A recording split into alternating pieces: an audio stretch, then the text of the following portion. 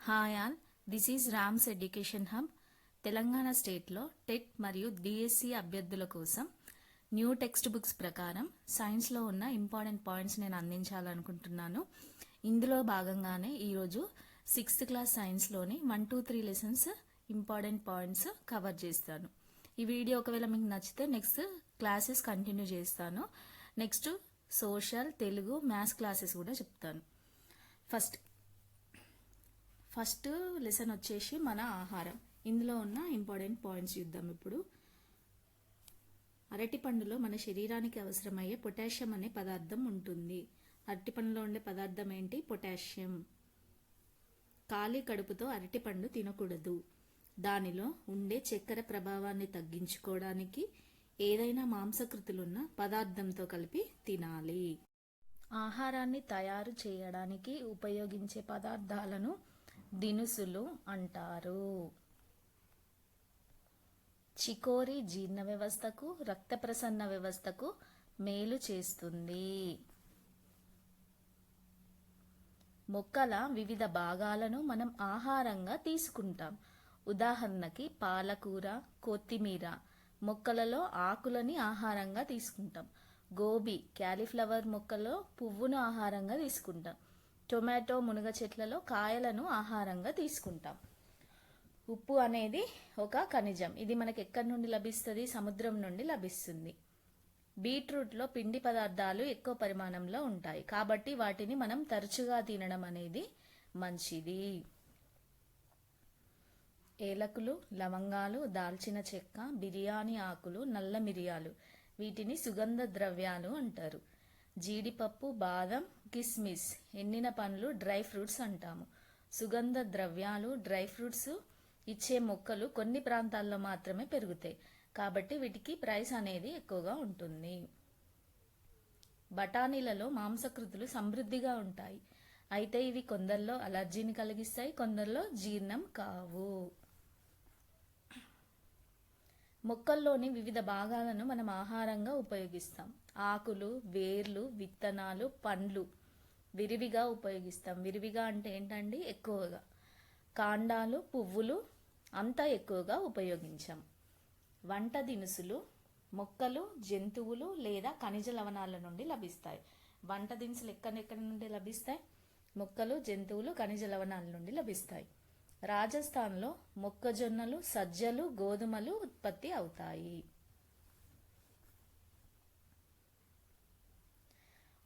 ఉల్లిపాయలో ఉండే యాంటీ ఆక్సిడెంట్లు మనలను రోగాలను బారి నుండి కాపాడుతాయి. వీటికి యాంటీ ఎలర్జిక్, యాంటీవైరల్, యాంటీ హిస్టమిక్ గుణాలు ఉన్నాయి. చిలకడ దుంపలో రక్తాన్ని శుద్ధి చేసే పదార్థాలు కెరోటినాయిడ్లు మరియు యాంటీ ఆక్సిడెంట్లు ఉంటాయి.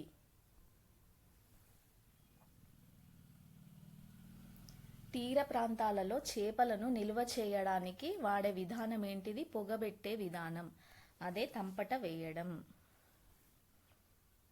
నెక్స్ట్, చక్కెర పాకం లేదా తేనెను పండ్లను నిల్వ చేసే పదార్థాలుగా ఉపయోగిస్తారు. అందుకే ఏంటి? తరచుగా పండ్లను చక్కెర పాకం లేదా తేనెలో నిల్వ చేస్తారు. మరి పండ్లను జామ్ లేదా పండ్ల రసాలుగా మార్చి నిల్వ చేస్తారు. టొమాటోలో విటమిన్ సి అనే పదార్థం ఉంటుంది. ఇది విత్తనాల చుట్టూ ఉండే జెల్లీ వంటి పదార్థపు గుజ్జులో అధికంగా ఉంటుంది. ఇది రోగనిరోధక శక్తిని కలిగిస్తుంది. విటమిన్ సి అనేది రోగనిరోధక శక్తిని కలిగిస్తుంది. ఇది ఎక్కడ? టొమాటోలో విత్తనాల చుట్టూ ఉండే గుజ్జులో అధికంగా ఉంటుంది. పండ్లు, కూరగాయలు ఉపయోగించి వివిధ ఆకారాలు తయారు చేయడం అనేది ఒక కళ. దీన్ని ఏమంటారు? వెజిటేబుల్ కార్వింగ్ అంటారు. ఆహారపు రుచి అందులో ఉపయోగించిన వంట దినుసులు, తయారు చేసే పద్ధతి ఆ ప్రాంతపు సంస్కృతి పైన ఆధారపడి ఉంటుంది. టొమాటోలో కెరటినాయిడ్లు మరియు లైకనోపిన్లు సమృద్ధిగా ఉంటాయి. కెరటినాయిడ్లు అధికంగా గల ఆహార పదార్థాలు తినడం ద్వారా క్యాన్సర్కి గురి అయ్యే ప్రమాదం తగ్గుతుంది.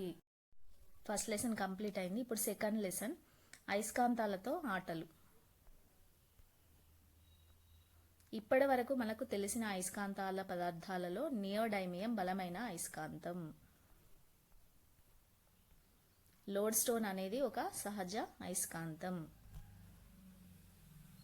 లోడ్ స్టోను సహజ అయస్కాంతం.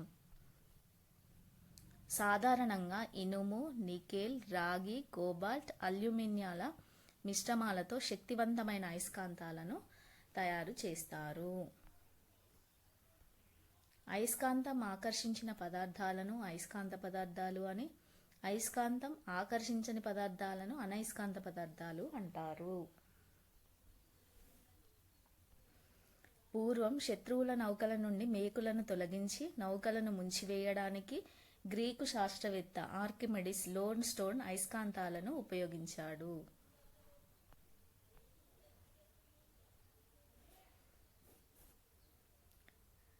దండాయస్కాంతంలో ఆకర్షించే లక్షణం అయస్కాంతం అంతటా ఒకే విధంగా ఉండదు.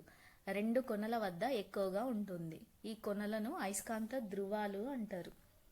ఇక్కడిచ్చిన కృత్యం ప్రకారం దండాయస్కాంతంలో ఆకర్షణ శక్తి అనేది అయస్కాంతం అంతటా ఒకే విధంగా ఉండదు. ఈ కొనల వద్ద ఆకర్షణ లక్షణం అనేది ఎక్కువగా ఉంటుంది. వీటిని ఏమంటారు? ధ్రువాలు అంటారు. అయస్కాంత ధ్రువాలు. ఒక ఉక్కు కడ్డి చుట్టిన తీగ చుట్టను ఉపయోగించి విద్యుదయస్కాంతాన్ని తయారు చేస్తారు. స్వేచ్ఛగా వేలాడదీయబడ్డ దండాయస్కాంతం ఎల్లప్పుడూ ఉత్తర దక్షిణ దిక్కులని సూచిస్తుంది. ఈ ధర్మాన్ని ఏమంటారు? అయస్కాంత దిశాధర్మం అంటారు. ఈ ధర్మం ఆధారంగానే అయస్కాంత దిక్సూచి తయారు చేస్తాము. ఈ దిక్సూచిని ఎక్కువగా ఎక్కడ వాడతారంటే ఓడలలో, విమానాలలో వాడతారు. అట్లనే పర్వతారోహకులు, మిలిటరీ జవాన్లు కొత్త ప్రదేశాలకు ప్రయాణించవలసినప్పుడు ఆ మార్గపు దిక్కును తెలుసుకోవడానికి విరివిగా ఉపయోగిస్తారు. ఇక్కడ గమనికేంటి? అయస్కాంత దిక్సూచిని వేరొక అయస్కాంతానికి దగ్గరగా ఉంచకూడదు. జంతువుల కడుపులో పేరుకుపోయిన ఇనుప తీగ ముక్కలు, మేకులను తొలగించడానికి కొందరు పశువైద్యులు అయస్కాంత పరికరాలను ఉపయోగిస్తారు. సజాతి ధ్రువాలు వికర్షించుకుంటాయి, విజాతి ధ్రువాలు ఆకర్షించుకుంటాయి. ఇక్కడ ఒక కృత్యం ఇచ్చారు. ఆ కృత్యం గురించిన ఎక్స్ప్లెనేషన్ చూద్దాం ఇప్పుడు. ఒక బల్ల మీద ఒక దండాయస్కాంతాన్ని ఉంచండి. ఒక బల్ల మీద ఒక దండాయస్కాంతాన్ని ఉంచి మరొక దండాయస్కాంతాన్ని ఏం చేస్తారంటే సన్నని దారంతో పటంలో చూపినట్టుగా వేలాడదీయాలి. వేలాడదీసినప్పుడు అప్పుడు వాటి డైరెక్షన్స్ ఏమవుతాయి అనంటే స్వేచ్ఛగా వేలాడదీసిన దండాయస్కాంతం బల్లపై ఉన్న దండాయస్కాంతం దిశలోనే ఆగుతుంది. వేలాడదీసిన దండాయస్కాంతం అనేది బల్లపై ఉన్న దండాయస్కాంతం దిశలోనే ఆగుతుంది. కానీ ఏమవుతుంది అంటే డైరెక్షన్స్ మాత్రం చేంజ్ అవుతాయి. అదేంటంటే ధ్రువాలు చేంజ్ అవుతాయి. బల్లపై ఉన్న దండాయస్కాంతం యొక్క సౌత్ పోల్ సైడ్ వేలాడదీసిన దండాయస్కాంతం యొక్క నార్త్ పోల్ వస్తుంది. బల్లపై ఉన్న దండాయస్కాంతం యొక్క నార్త్ పోల్ సైడ్ వేలాడదీసిన దండాయస్కాంతం యొక్క సౌత్ పోల్ వస్తుంది. సాధారణ అయస్కాంతాలను ఇనుము లేదా ఉక్కుతో తయారు చేస్తారు. ఒక వస్తువు దండాయస్కాంతపు ఒక ధ్రువం ఆకర్షించి రెండో ధ్రువం వికర్షించినట్లయితే ఆ వస్తువు అయస్కాంతం అని చెప్పవచ్చు. ఒక వస్తువు దండాయస్కాంతపు రెండు ధ్రువాలను ఆకర్షించినట్లయితే ఆ వస్తువు అయస్కాంత పదార్థంతో తయారైందని చెప్పవచ్చు. ఒక వస్తువు దండాయస్కాంతపు 2 ధ్రువాలను ఆకర్షణ వికర్షణ చేయకపోతే ఆ వస్తువు అనయస్కాంత పదార్థంతో తయారైందని చెప్పవచ్చు. ఒక వస్తువు అనేది దండాయస్కాంతం యొక్క ఒక ధ్రువాన్ని ఆకర్షించి రెండో ధ్రువాన్ని వికర్షించినట్లయితే అది అయస్కాంతం. అట్లా కాకుండా 2 ధ్రువాలను ఆకర్షిస్తే అది అయస్కాంత పదార్థంతో తయారైందని చెప్పవచ్చు. అట్లా కాకుండా ఆకర్షణ వికర్షణ ఏది చూపించకపోతే అది అనయస్కాంతం అని చెప్పవచ్చు. 100 సంవత్సరాలకు పూర్వమే చైనా నావికులు అయస్కాంత దిక్సూచిని ఉపయోగించి సముద్ర ప్రయాణం చేసేవారు. భూమి యొక్క అయస్కాంత క్షేత్రం దండాయస్కాంతపు మధ్య భాగంలో ఉండే అయస్కాంత క్షేత్రం వలె ఉంటుంది. ఒక అయస్కాంత పదార్థం ఒక అయస్కాంతానికి దగ్గరగా ఉన్నప్పుడు అది కూడా అయస్కాంత లక్షణాన్ని చూపడాన్ని అయస్కాంత ప్రేరణ అంటారు.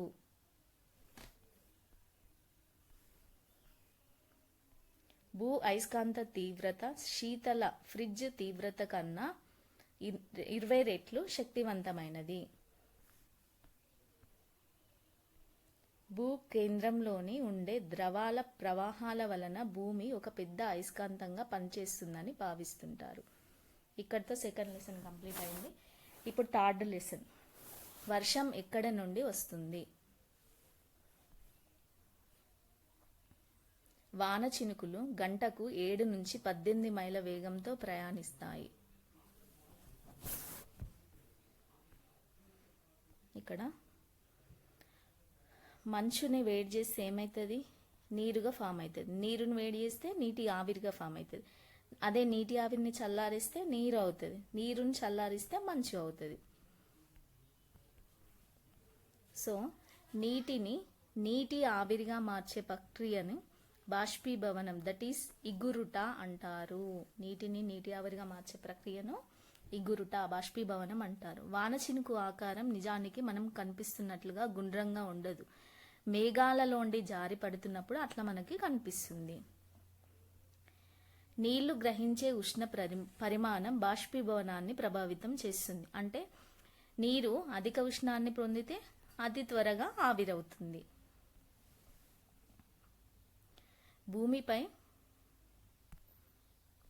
భూమిపై బాష్పీభవనం సహజంగా జరిగే ప్రక్రియ. నీటి వనరులైన సముద్రాలు, మహాసముద్రాలు, నదులు, కుంటలు మొదలైన ఉపరితలాల నుంచి నిరంతరం నీరు బాష్పీభవనం చెందుతూ ఉంటుంది.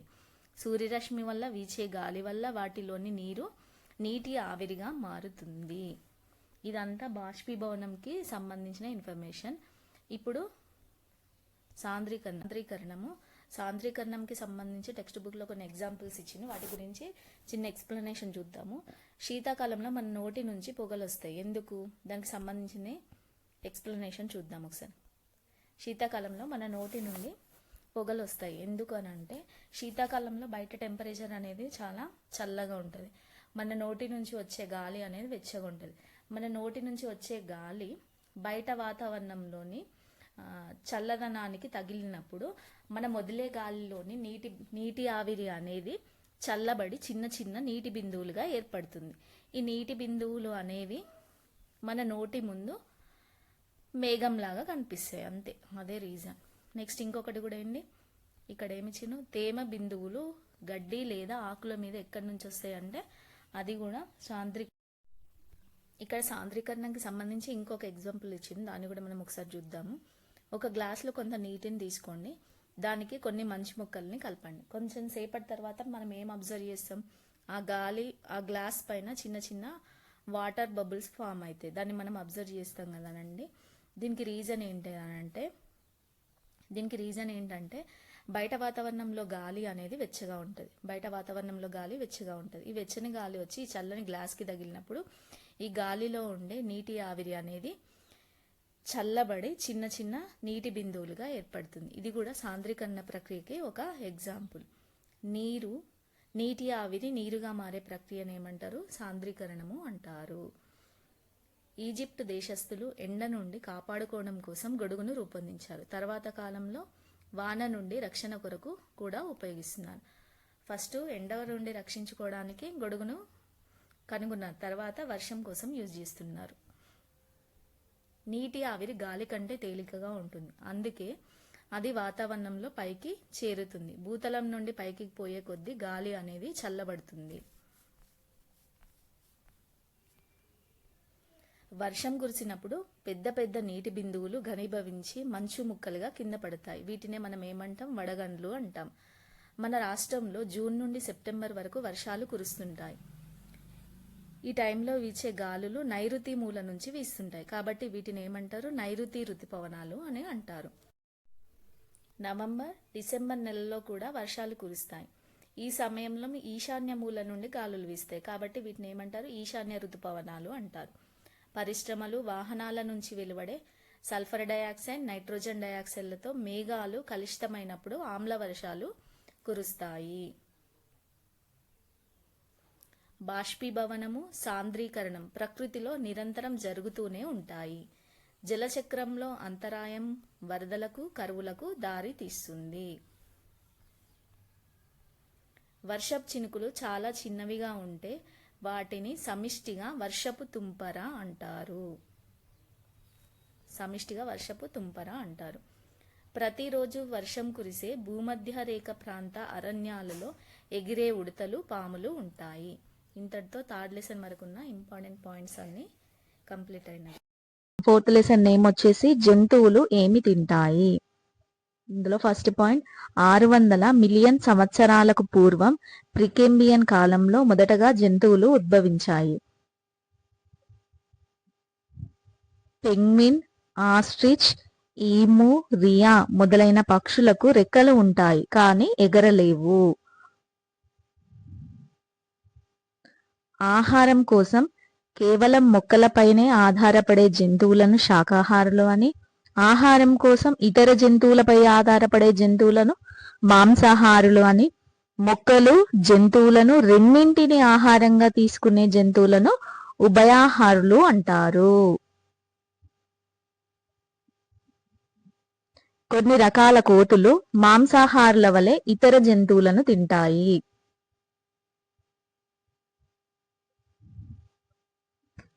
కుక్కలు వాసనతో, రాబందువులు దృష్టితో, గబ్బిలాలు వినికిడి మీద ఎక్కువగా ఆధారపడితే కొన్ని సరీసృపాలు రుచి చూసి ఆహారాన్ని గుర్తిస్తాయి.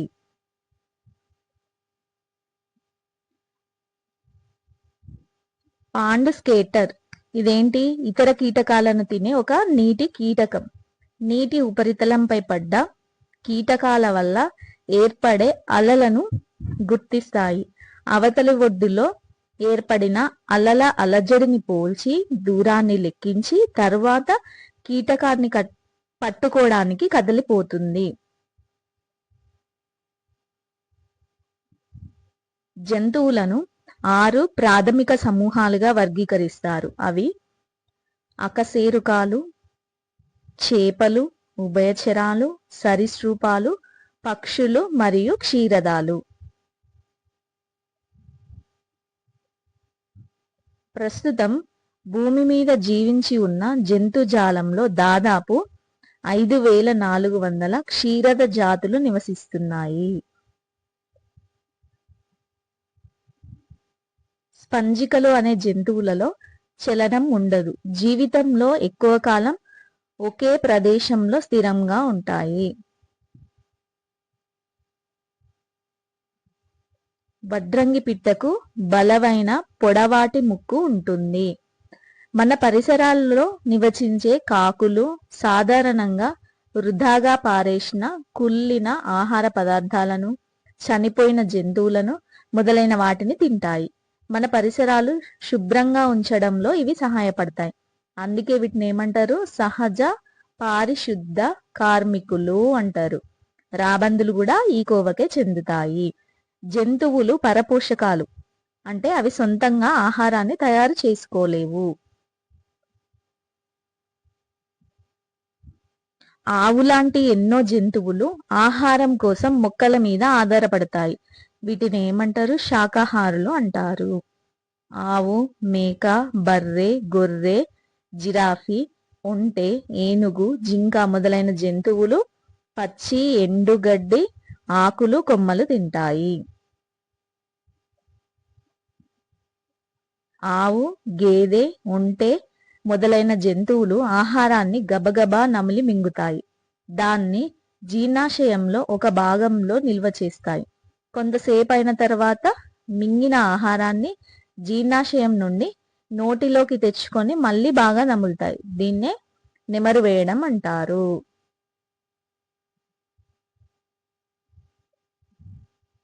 క్రైన్ ఫ్లై లార్వా దశలో ఉన్నప్పుడు ఎక్కువగా తింటుంది, కానీ ప్రౌఢజీవిగా మారిన తర్వాత దానికి ఆహారం తినాల్సిన అవసరమే ఉండదు.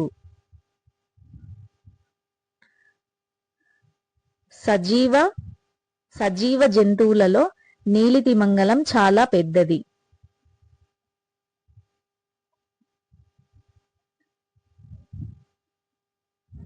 వేటాడే జంతువులకు పరిగెత్తడానికి బలమైన కాళ్ళు, పట్టుకోవడానికి పదునైన గోర్లు, మాంసం చీల్చడానికి పదునైన దంతాలు ఉంటాయి. కుందేళ్లకు, ఉడతలకు కూడా పళ్ళుంటాయి. వీటి సహాయంతో గింజలు, దుంపలు, ఆకులు మొదలైనవి వాటిని కొరికి తింటాయి. అట్లానే బాతులకు కూడా నోట్లో పండ్లు ఉంటాయి, కానీ ఆవు లేదా సింహానికి దంతాల మాదిరిగా ఉండవు. ఆహారాన్ని నమలడానికి కూడా ఉపయోగపడవు. నీటి నుండి ఆహారాన్ని సేకరించడంలో వడపోత సాధనంగా ఉపయోగపడతాయి.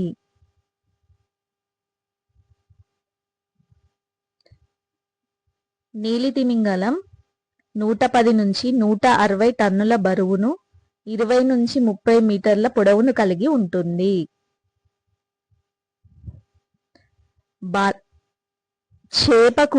చేపలో కూడా పళ్ళుంటాయి. బాతులో ఉపయోగపడినట్లుగా చేపలో కూడా ఆహారం సేకరించడానికి ఉపయోగపడతాయి. కొన్ని జంతువులు రాత్రి వేళల్లో ఆహార సేకరణ చేస్తాయి. బొద్దింకలు, ఎడారి బల్లులు, ఎలుకలు, గుడ్లగూబలు, గబ్బిలాలు, మాత్ రెక్కల పురుగులు, మిడతలు మొదలైన జంతువులు రాత్రి వేళలోనే ఆహారం సేకరిస్తాయి. పగటి వేళలో చీకటి ప్రదేశాలలో దాక్కుంటాయి. ఇలాంటి జంతువులను ఏమంటారు? నిశాచరులు అంటారు. రక్తాన్ని పీల్చడానికి జలగ నోటి చుట్టూ చూషకాలు అనే ప్రత్యేక అవయవాలు ఉంటాయి.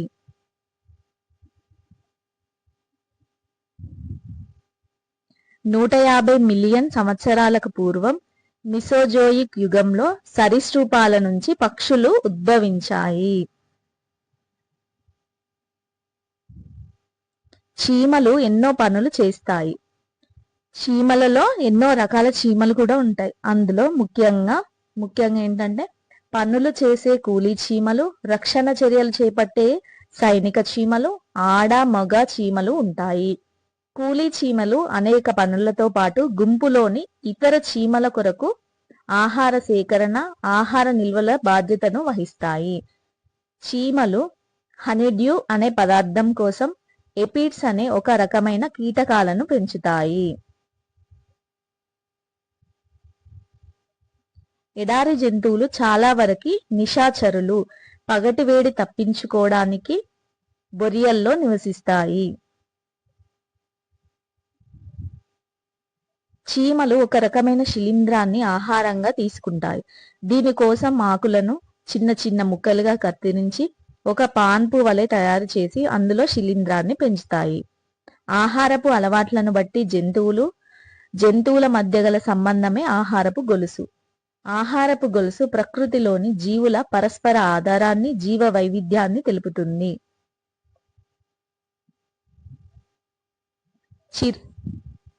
చిరుత పిల్లి కుటుంబానికి చెందినది. ఇది 12 నుంచి 17 సంవత్సరాల పాటు జీవిస్తుంది. పక్షులను కూడా సకశేరుకాలు అంటారు, కారణం దీనికి వెన్నెముక ఉంది. నౌ 5th లెసన్, పదార్థాలు, వస్తువులు.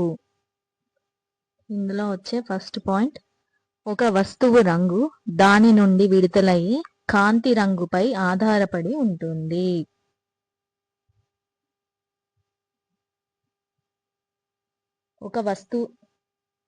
ఒక వస్తువు నుండి విడుదలయ్యే కాంతిని బట్టి ఆ వస్తువు యొక్క రంగును మనం చూడగలుగుతాం.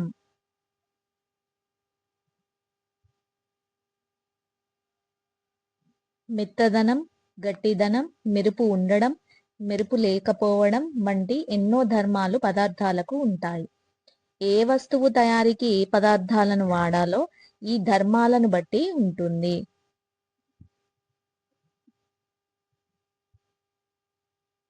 ఒక వస్తువు తేలడం లేదా మునగడం అనేది వస్తువు సాంద్రతతో పాటు మాధ్యమం సాంద్రతపై కూడా ఆధారపడి ఉంటుంది.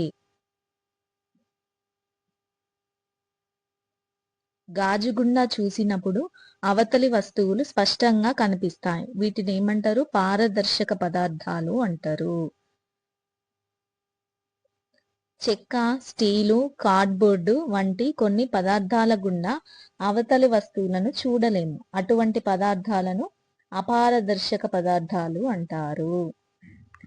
నీటి సాంద్రత 1 గ్రామ్ పర్ మిల్లీ లీటర్. ఏదైనా వస్తువు నీటిపై తేలాలంటే దాని సాంద్రత 1 గ్రామ్ ఫర్ మిల్లీ లీటర్ కన్నా తక్కువగా ఉండాలి.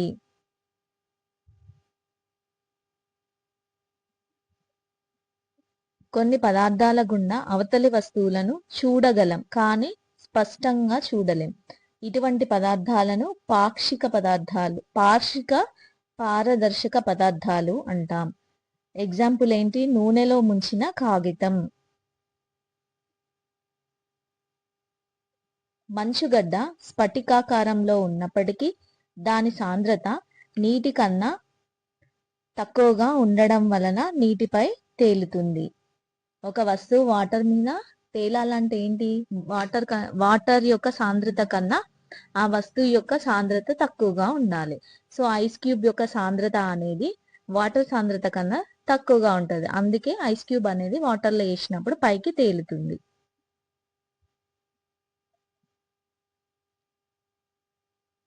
క్రొవ్వొత్తిని ఆర్పినప్పుడు వచ్చిన పొగ క్రొవ్వొత్తి యొక్క వాయు రూపం అవుతుంది. ఇక్కడ కృత్యం ఇచ్చిండ్రు, ఆ కృత్యానికి సంబంధించింది. నెక్స్ట్, పాత్రను బట్టి ఆకారాన్ని మార్చుకునే పదార్థాలైన నీరు, పాలు, నూనె, కిరోసిన్ వంటి వాటిని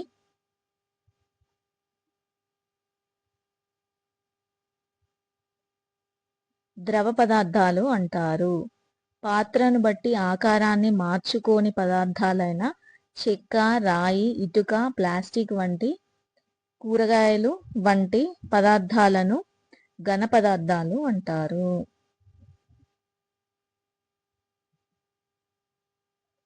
క్యాండిల్ అనే పదం క్యాండేర్ అనే లాటిన్ పదం నుంచి వచ్చింది. క్యాండేర్ అంటే ఏంటి? మెరుపు అని అర్థం. బీవాక్స్ తో తయారు చేసిన కొవ్వొత్తులు తీయటి వాసనను కలిగి ఉంటాయి, తక్కువ పొగని ఇస్తాయి.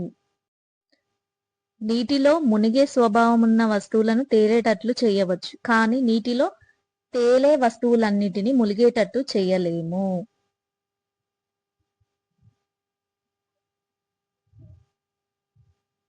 పదార్థాలను వాటి సామర్థ్యాన్ని బట్టి, ధర్మాలను బట్టి విభజించవచ్చు. ఒక పారదర్శక పదార్థం గుండా ఏ రంగు కాంతి కిరణం ప్రయాణిస్తుందో అదే రంగు కాంతి కిరణం బయటికి వస్తుంది.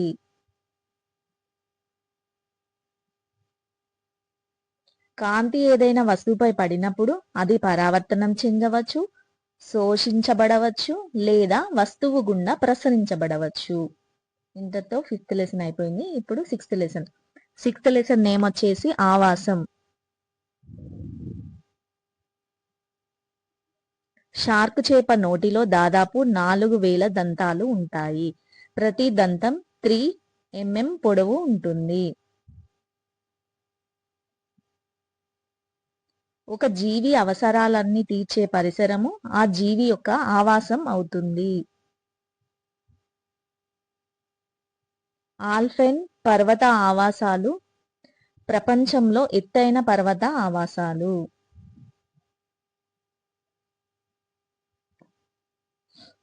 పర్వత ఆవాసాలలో క్షీరదాలు, పక్షులు, సరీసృపాలు, ఉభయచరాలు వంటి భౌమావాస జంతుజాలం ఉంటుంది. తూనీగ, మెఫ్లై, లకుముకి పిట్ట, నీటి కాకుళ్ళ లాంటి పక్షులు కొలను నీటి ఉపరితలం పైన ఎగురుతూ కనిపిస్తాయి. ఇవన్నీ ఏంటి? కొలను నీటిలో ఉపరితలం పైన ఎగురుతూ కనిపిస్తాయి.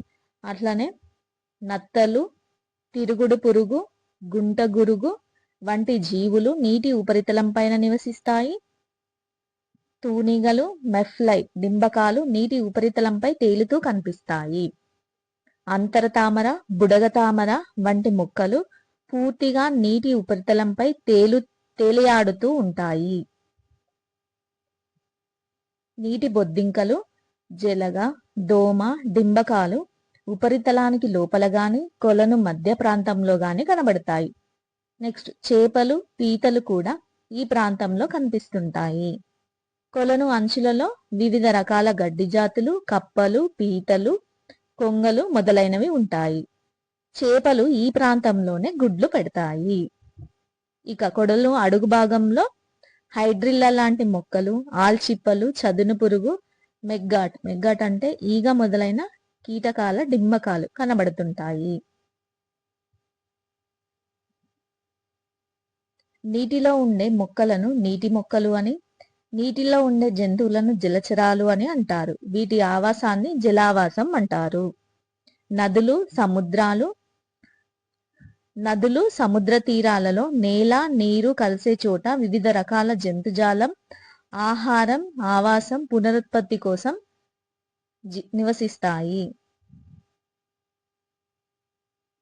సముద్ర గర్భంలో మైళ్ళ కొద్దీ వ్యాపించి ఉండే కోరల్ రీఫ్ కూడా ఒక ఆవాసమే. ఎడారి ఆవాసాలలో నివసించే ఎలుకలు నీళ్లు తాగకుండా ఒంటె కన్నా ఎక్కువ కాలం బ్రతకగలుగుతాయి.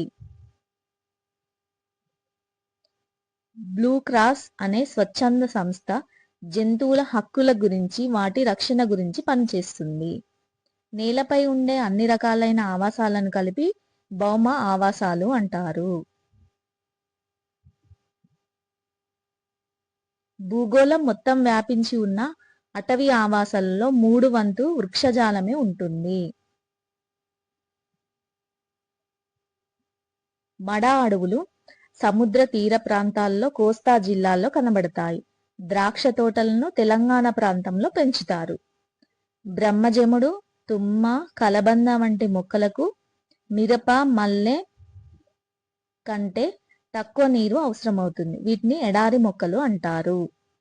ఒంటెలు ఎడారి ప్రాంతంలో ఎక్కువగా కనిపిస్తాయి.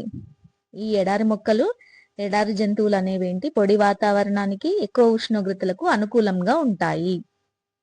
పాములు ఎలుకలు వంటివి బొరియల్లో నివసించే జంతువులు కూడా ఉంటాయి. ఎడారిలో వివిధ ప్రాంతాలను ఎడారి ఆవాసాలు అవుతాయి.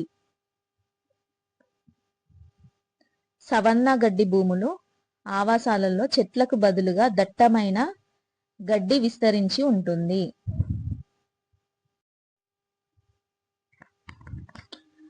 రకరకాల పక్షులు చాలా దూర ప్రాంతాల నుండి ఆంధ్రప్రదేశ్ రాష్ట్రంలో ఉన్న కొల్లేరు పులికాట్ సరస్సులకు వస్తుంటాయి. అక్టోబర్ నుంచి మార్చి వరకు ఈ ప్రాంతంలో పెలికాన్ పక్షులు కనబడతాయి. కర్నూలు జిల్లాలో బట్టమేక పిట్ట అనే పక్షి చాలా దూరం నుండి ఎగురుతూ వస్తుంది. ప్రత్యుత్పత్తికి అనుకూలంగా ఉండే ప్రదేశాలను వెతుకుతూ చాలా దూరం నుంచి పక్షులు ఎగురుతూ వస్తుంటాయి. కొన్ని రకాల తాబేళ్లు పశ్చిమ బెంగాల్ ఒరిస్సా తీర ప్రాంతం నుండి విశాఖపట్నం తీరానికి గుడ్లు పెట్టడానికి వస్తుంటాయి.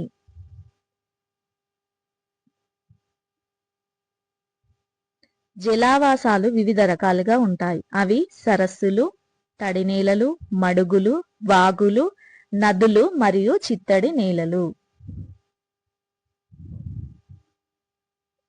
నదులలోని మంచినీరు సముద్రాలలోని ఉప్పు నీటితో కలిసే ప్రాంతాలలో మడ అడవులు దట్ ఈస్ మంగ్రూవ్స్ పెరుగుతాయి.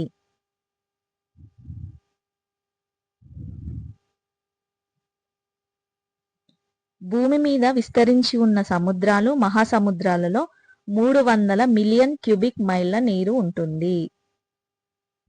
ఇక్కడతో 6th క్లాస్ వరకు ఉన్న ఇంపార్టెంట్ బిట్స్ అన్ని కంప్లీట్ అయినాయి. చేసి పదార్థాలను వేరు చేయడం. ఇందులో ఫస్ట్ పాయింట్ కర్పూర వృక్షం సిన్నమమం కాంఫోరా చెట్టు బెరడును స్వేదనం చేయడం ద్వారా కర్పూరాన్ని తయారు చేస్తారు. ఒకటి కంటే ఎక్కువ వస్తువుల కలయికల వలన మిశ్రమాలు ఏర్పడతాయి. ఉప్పు పటిక మొదలైన స్ఫటికాలలో కూడా నీరు ఉంటుంది. దీన్ని స్ఫటిక జలం అంటారు.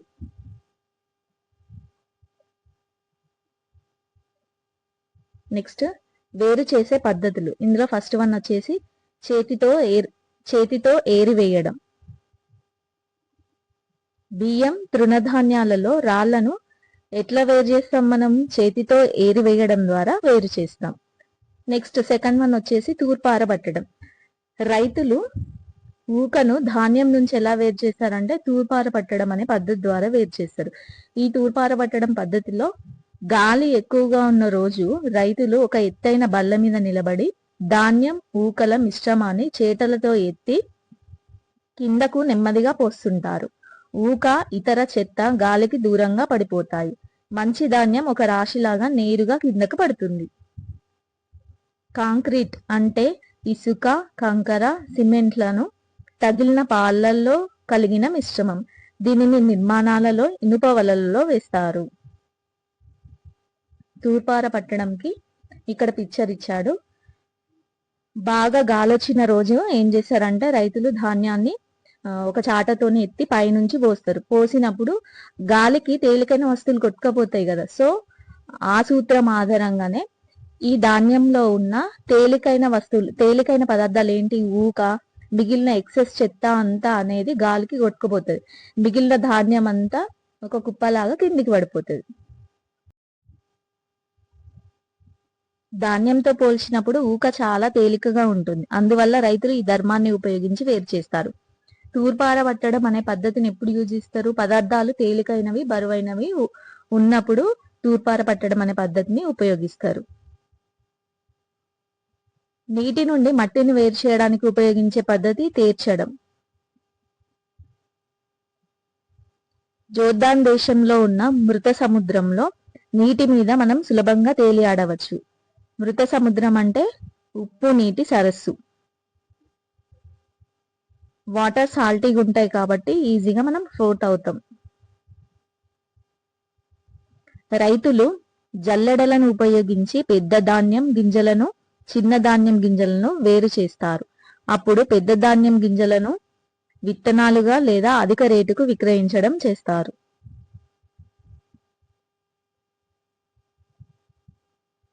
వడపోత కాగితం అనేది కాగితంతో తయారైన జల్లెడ వంటిది. దీనిలో చాలా సూక్ష్మమైన రంధ్రాలు ఉంటాయి. దీన్ని ఉపయోగించి చాలా సన్నని కణాలను వడపోయవచ్చు. నెక్స్ట్, తక్కువ సంఖ్యలో మొక్కలకు తెగులు సోకినప్పుడు చేతితో ఏరివేయడం ద్వారా తెగుళ్లను నివారించడం ఒక మంచి పద్ధతి.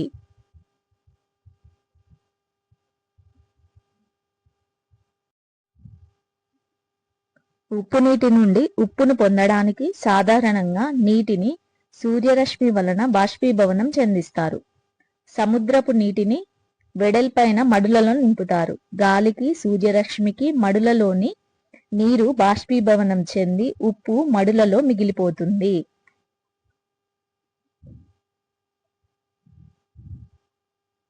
ఇక్కడ పిక్చర్ ఇచ్చారు కదా, దీనిలాగా సముద్రంలోనున్న వాటర్ నంతా ఏం చేసిండ్రు, వెడల్పైన మడులలో నింపినప్పుడు గాలికి, సూర్యరశ్మికి ఈ మడులలో ఉన్న వాటర్ అంతా ఎవాపరేట్ అయిపోతుంది. ఎవాపరేట్ అయిపోయి అక్కడ ఓన్లీ సాల్ట్ మాత్రమే మిగిలిపోతుంది ఆ మడులలో.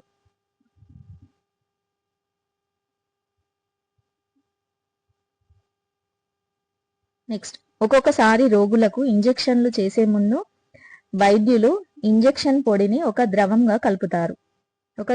కలుపుతారు. ఆ ద్రవం ఏంటిది? అది నీరు. దాన్నే స్వేదన జలం అంటారు. స్వేదన జలం అంటే స్వచ్ఛమైన నీరు అన్నది.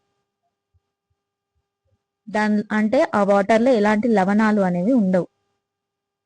భూమిలో ఉండే ఇసుక, రాతి పొరల గుండా నీరు భూమిలోకి ఇంకేటప్పుడు అవి నీటిని శుద్ధి చేస్తాయి.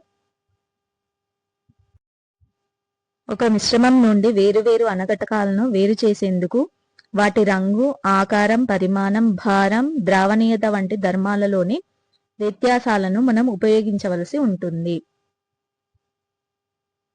ఏదైనా పదార్థం నేరుగా ఘనరూపం నుండి వాయురూపంలోకి లేదా వాయురూపం నుండి ఘనరూపంలోకి మారే ప్రక్రియను ఉత్పతనం అంటారు.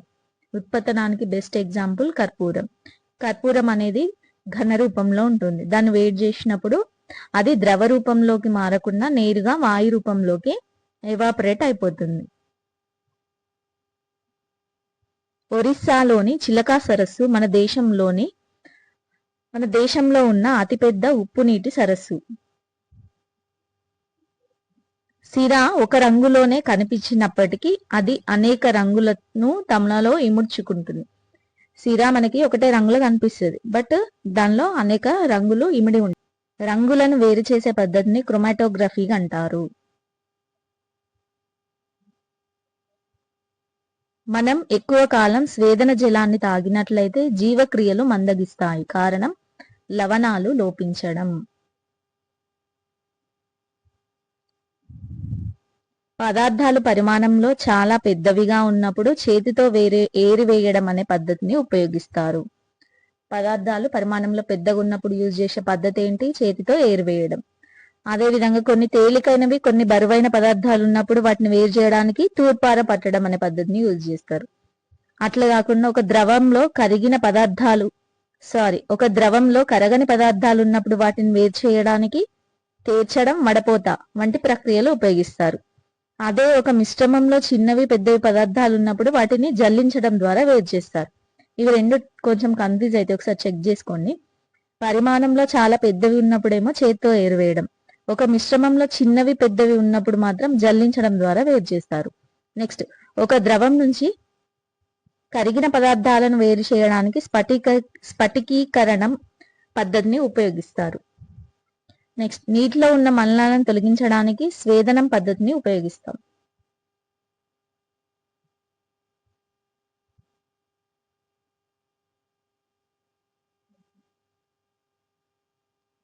ఘన స్థితిలో ఉన్న కార్బన్ డైఆక్సైడ్ ను డ్రై ఐస్ అంటారు. ఇంతటితో 7th లెసన్ కంప్లీట్ అయింది. ఇప్పుడు 8th లెసన్ చూద్దాము. 8th లెసన్ నేమ్ వచ్చేసి దారాల నుండి దుస్తుల దాకా.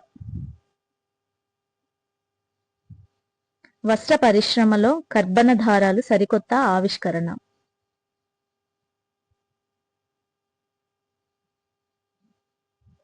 బైండింగ్ లో ఉపయోగించే గుడ్డను కాలికో అంటారు. పాలిస్టర్ గుడ్డ కన్నా నూలు గుడ్డ మందంగా ఉంటుంది. నూలు గుడ్డలు ముతకగా, బరువుగా కూడా ఉంటాయి. ఉతికిన తర్వాత నూలు గుడ్డలు ముడతలు పడతాయి, కుంచుకుపోతాయి. అదే పట్టుబట్టలని తాకితే నున్నగా ఉంటాయి. ఉన్ని బట్టలను తాకితే గరుకుగా ఉంటాయి, ప్లస్ బరువుగా కూడా ఉంటాయి.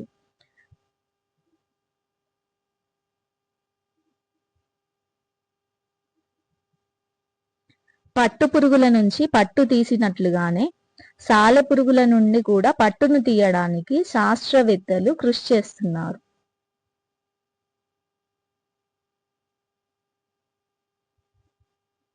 మొక్కలు, జంతువుల నుంచి తయారయ్యే దారాలను ఏమంటారు? సహజ దారాలు అంటారు. అట్లాగే పాలిస్టర్, టెర్లిన్, నైలాన్, ఆక్రిలిన్ ఇలాంటి వాటిని ఏమంటారు? కృత్రిమ దారాలు అంటారు.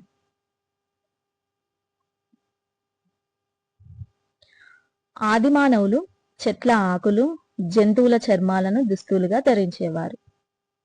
పూర్వకాలంలో లోహాలతో కూడా దుస్తులను తయారు చేసేవాళ్ళు. యుద్ధంలో పాల్గొనే సైనికులు ఇనుము లాంటి లోహాలతో తయారైన తొడుగులను ధరించేవారు. ఇప్పుడు అలాంటి దుస్తులను చారిత్రక వస్తు ప్రదర్శనశాలలో, టెలివిజన్ కార్యక్రమాలలో చూడవచ్చు. ప్రపంచంలో ఎక్కువగా ఉపయోగించే ఉన్ని వస్త్రాల తయారీ గొర్రెల ఉన్నిని ఉపయోగిస్తారు. ప్రపంచంలో ఎక్కువగా వినియోగించే ఉన్ని వస్త్రాల తయారీకి గొర్రెల ఉన్నిని ఉపయోగిస్తారు. పట్టు వస్త్రాలు నునుపుగా, జారే స్వభావం కలిగి ఉంటాయి. నూలు వస్త్రాలు నునుపుగా ఉన్నప్పటికీ ముతుకగా, మందంగా ఉంటాయి. అదే కృత్రిమ వస్త్రాలను కాల్చితే ఘాటైన వాసన వస్తుంది. సాధారణంగా నల్ల రేగడి నేలల్లో పత్తి పంట పండుతుంది. మన రాష్ట్రంలో ఆదిలాబాద్, నల్గొండ, వరంగల్ జిల్లాల్లో పత్తి విస్తారంగా పండుతుంది.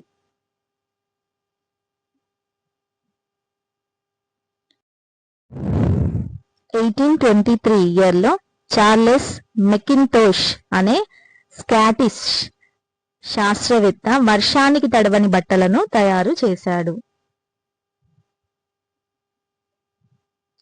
దూదిని భూతద్దంలో లేదా సూక్ష్మదర్శిని కింద ఉంచి పరిశీలిస్తే ఏం కనబడుతుంది మనకి?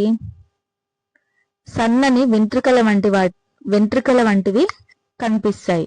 వీటిని ఏమంటారు? పత్తి దారాలు లేదా పత్తి పీచు దారాలు అంటారు. దూది నుంచి గింజలను వేరు చేయడాన్ని జిన్నింగ్ అంటారు.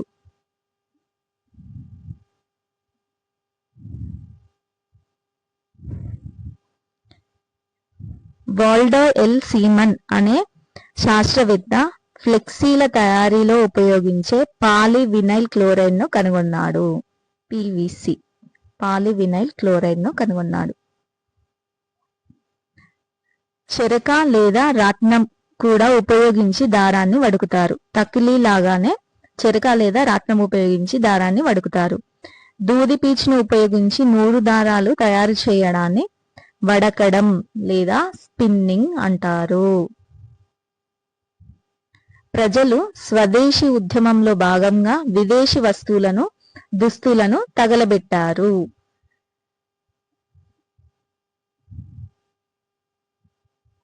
గోనె సంచులను మందంగా ఉండే జనపనారతో తయారు చేస్తారు. గోనె సంచులు బరువైన వస్తువులు మోయడానికి అనువుగా ఉంటాయి. పత్తిలాగే జనపనార కూడా నేయడానికి ఉపయోగపడుతుంది. దీన్ని ఏమంటారు? బంగారు దారం అని కూడా పిలుస్తారు. ఈ జనపనారకున్న లక్షణాలు ఏంటివి? గట్టిగా, బలంగా, గరుకుగా ఉంటాయి. అందువల్ల వీటిని బట్టలు నేయడానికి ఉపయోగించరు. జనుము దారాలని ఎలా తయారు చేస్తారు? జనుము దారాలను జనప మొక్కల కాండం నుంచి తయారు చేస్తారు. పూతకు వచ్చిన జనుము మొక్కలను కోసి నీటిలో కొన్ని రోజుల పాటు నానబెడతారు. ఇలా నానడం వల్ల కాండం మీద ఉండే బెరడు చీకిపోతుంది. కాండం నుండి దారాలను వేరు చేసి జనుము దారాలను తయారు చేస్తారు. దీనిని దువ్వి శుభ్రం చేస్తారు. ఈ శుభ్రమైన జనపనారతో గోనె సంచులను తయారు చేస్తారు.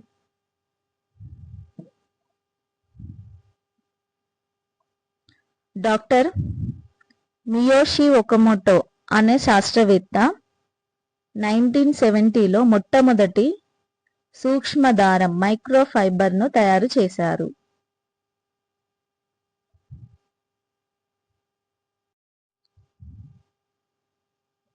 పత్తి, జనుముతో పాటు గోంగూర, వెదురు మొక్కల నుండి కూడా దారాలను తయారు చేస్తారు. గోంగూర, వెదురు మొక్కల నుండి కూడా దారాలను తయారు చేస్తారు. జనుము, కొర్రలు మొక్కల నుండి తీసిన దారాలతో బట్టలు నేస్తారు. పత్తితో పోల్చినప్పుడు వీటి తయారీ అనేది చాలా తక్కువగా ఉంటుంది.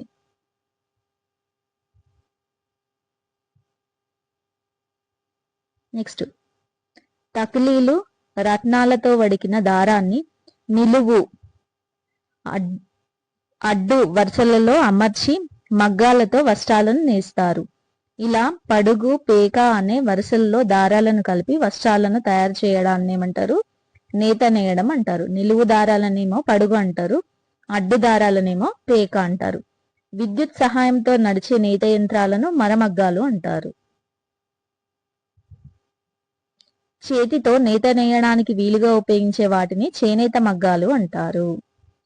మనం వస్త్ర పరిశ్రమలో ఎక్కువగా ఉపయోగించే పాలిస్టర్ దారాలను పెట్రోలియం నుండి తయారు చేస్తారు. మన రాష్ట్రంలో చేనేత పరిశ్రమ బాగా అభివృద్ధి చెందింది. గద్వాల్, సిరిసిల్ల, వెంకటగిరి, కొత్తకోట, నారాయణపేట, పోచంపల్లిలో చేనేత పరిశ్రమలు ఉన్నాయి. వరంగల్ తివాచీలు నాణ్యతకు, మన్నికకు ప్రఖ్యాతిగాంచినవి. కర్రగుజ్జుకు రసాయనాలను కలిపి రయాన్ దారాలను తయారు చేస్తారు.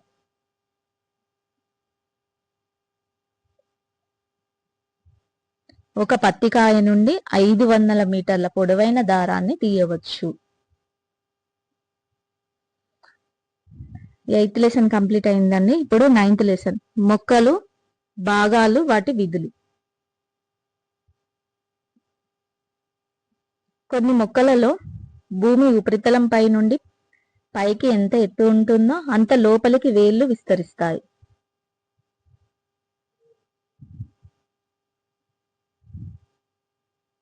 బనానా ఆయిల్ను పెట్రోలియం నుండి తయారు చేస్తారు.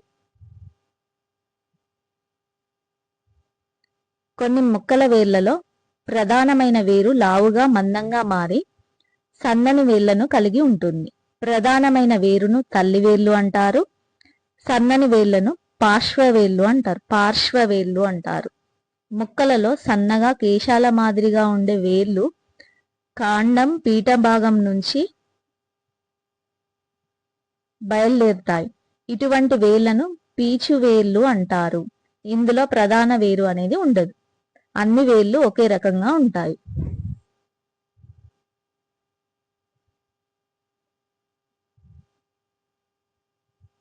యాపిల్ బరువులో 84% మరియు దోస బరువులో 96% అనేది వాటరే ఉంటుంది. వేర్లు మట్టి నుండి శోషణ ద్వారా నీటిని పీలుస్తాయి. నీటితో పాటు నేలలో ఉన్న ఖనిజ లవణాలను కూడా శోషిస్తాయి. ముల్లంగి, క్యారెట్, బీట్రూట్ వంటి మొక్కలలో వేర్లలో ఆహార పదార్థాలను నిల్వ చేసుకుంటాయి. అందువల్ల లావుగా ఉంటాయి. వీటిని దుంప వేర్లు అంటారు. పుష్పంలో అండాశయం, కీలం, కీలాగ్రం, పరాగకోశాలను లైంగిక భాగాలు అంటారు.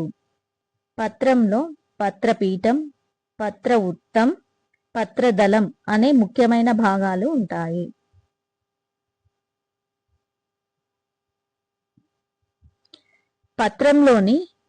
పత్రంలో రేఖలు కనిపిస్తాయి కదండి, వాటిని ఏమంటారు? ఈనెలు అంటారు. ఇవి నెక్స్ట్ పత్రదళంలో మధ్యలో కనబడే పొడవైన ఈనెను నడిమ ఈనె అంటారు. దీని నుంచి ఏర్పడే శాఖలను పక్క ఈనెలు అంటారు.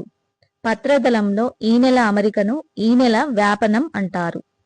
పత్రదళంలో నడిమ ఈనె, పక్క ఈనె వలలులాగా అల్లుకుపోయి ఉంటాయి. ఈనెలు పత్రదళమంతా వ్యాపించి పత్రానికి ఆకారాన్ని, పటుత్వాన్ని కలుగజేస్తాయి.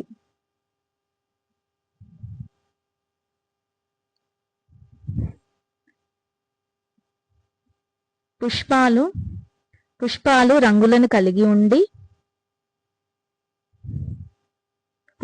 రంగులను కలిగి ఉండి పరాగ సంపర్కం కోసం కీటకాలను మరియు పక్షులను ఆకర్షిస్తాయి.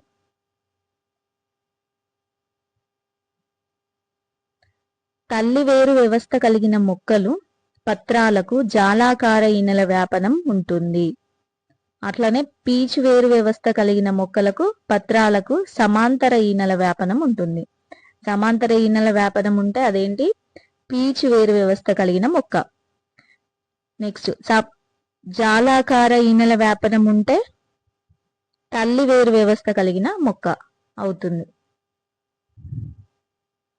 జీడి పండులో పండుగా కనిపించేది నిజానికి పండు కాదు, అది పండు యొక్క తొడిమ.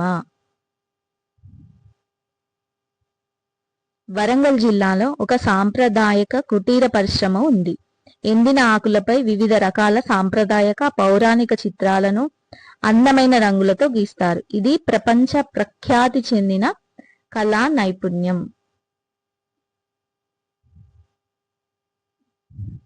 మొక్కల కాండం మీద ఉండే చిన్న ఉబ్బెత్తు భాగాల నుంచి కొమ్మలు, ఆకులు, పుష్పాలు అభివృద్ధి చెందుతాయి. పత్రాలు, పుష్పాలు కాండం నుండి పెరుగుతాయి. వేర్లు శోషించిన నీరు కాండం ద్వారా మొక్క ఇతర భాగాలకు సరఫరా అవుతుంది. వేర్లు శోషించిన వాటర్ అనేది మొక్కకి అన్ని భాగాలకు ఎట్లా సప్లై అవుతుందంటే కాండం ద్వారా సప్లై అవుతుంది. ద్రాక్ష వంటి ఎగబాకే మొక్కల్లో కాండం బలహీనంగా ఉంటుంది. మొక్క క్రిందికి పడిపోకుండా ప్రాకడానికి వీలుగా తీగలు, కొక్కెలు ఏర్పడతాయి. బంగాళదుంప, పసుపు, వెల్లుల్లి, అల్లం, చెరుకు వంటి మొక్కలు ఆహార పదార్థాలను నిల్వ చేయడం వలన పరిమాణం ఉబ్బినట్లు కనబడుతుంది. వీటిని మనం దుంపలు అనుకుంటాం, నిజానికి ఇవి ఆ మొక్కల యొక్క కాండాలు. పత్రాల ఆహార పదార్థాల తయారీలో, వాయు వినిమయంలో, బాష్పోత్సేకంలో సహాయపడతాయి. మిరపకాయలో కారం కలిగించే పదార్థాన్ని క్యాప్సిసిన్ అంటారు.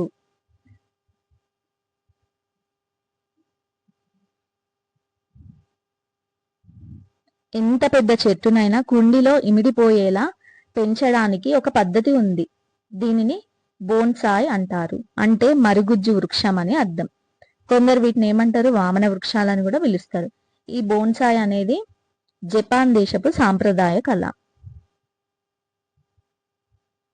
అల్లం వంటి మొక్కలలో కాండం భూమిలో ఉంటే ఆకులు భూమిపైన ఉంటాయి. ఇంతటితో 9th లెసన్ వరకు ఉన్న ఇంపార్టెంట్ పాయింట్స్ అన్ని కంప్లీట్ అయింది. లెసన్ నేమ్ వచ్చేసి మన చుట్టూ జరిగే మార్పులు. ఒక పదార్థం ద్రవ స్థితి నుండి వాయు స్థితికి మారడాన్ని బాష్పీభవనం అంటారు.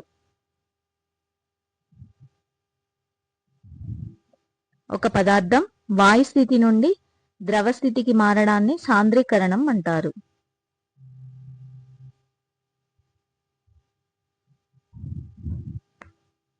పెరుగు ఘన పదార్థం, ద్రవ పదార్థం కాని స్థితిలో ఉంటుంది. ఒక పదార్థం ద్రవ స్థితి నుండి ఘన స్థితికి మారడాన్ని ఘనీభవనం అంటారు.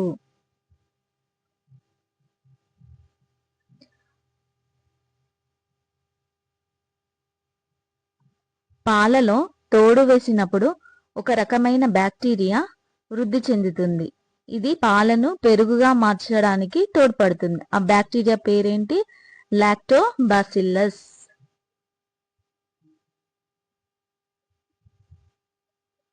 ఒక ప్రదేశపు ఉష్ణోగ్రత పెరిగితే అక్కడ గాలి పీడనం అనేది తగ్గుతుంది. ఉష్ణోగ్రత పెరిగితే అక్కడ గాలి యొక్క పీడనం అనేది తగ్గుతుంది. భూమి తన అక్షం చుట్టూ తాను తిరగడం వల్ల వాతావరణంలో మార్పులు ఏర్పడతాయి. మార్పులు మీన్స్ ఋతువులు ఏర్పడతాయి. మనం తిన్న ఆహారం జీవక్రియలో అనేక యాంత్రిక రసాయన చర్యలకు గురై చిన్న చిన్న పదార్థాలుగా మారిపోతుంది. మన రాష్ట్రంలో దాదాపు డిసెంబర్ 20వ తేదీ వరకు సూర్యోదయం దిశ తూర్పు దిశ నుండి కొద్దిగా దక్షిణం వైపుకు జరుగుతుంది. ఏ డేట్ రోజు? డిసెంబర్ 28కి సూర్యోదయం దిశ యాక్చువల్గా తూర్పున ఉదయిస్తుంది కదా, సో తూర్పు నుండి కొంచెం దక్షిణం వైపుకు జరుగుతుంది. అదే మే 15th వరకు అయితే సూర్యోదయం దిశ తూర్పు దిశకు చాలా దగ్గరగా ఉంటుంది. సూర్యుని దిశలో కలిగే ఈ స్వల్పమైన మార్పే ఋతువులో మార్పుకు ఒక కారణం అవుతుంది.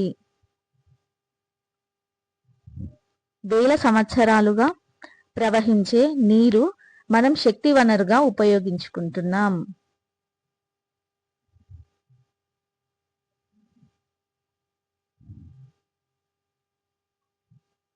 పాలు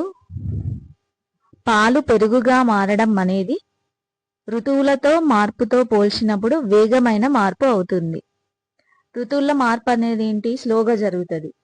పాలు పెరుగుగా మారడం అనేది తొందరగా జరుగుతుంది. ఏంటి? రెండింటిని కంపేర్ చేసినప్పుడు. అదే దాన్ని విద్యుత్ బల్బులో జరిగే మార్పుతో పోల్చినప్పుడు నెమ్మదైన మార్పుగా చెప్పవచ్చు. పాలు పెరుగుగా మారడం అనేది ఋతువుల మార్పుతో కంపేర్ చేసినప్పుడు స్పీడ్ అవుతుంది. దాన్నే విద్యుత్ బల్బులో జరిగే మార్పుతో కంపేర్ చేసినప్పుడు స్లో అవుద్ది.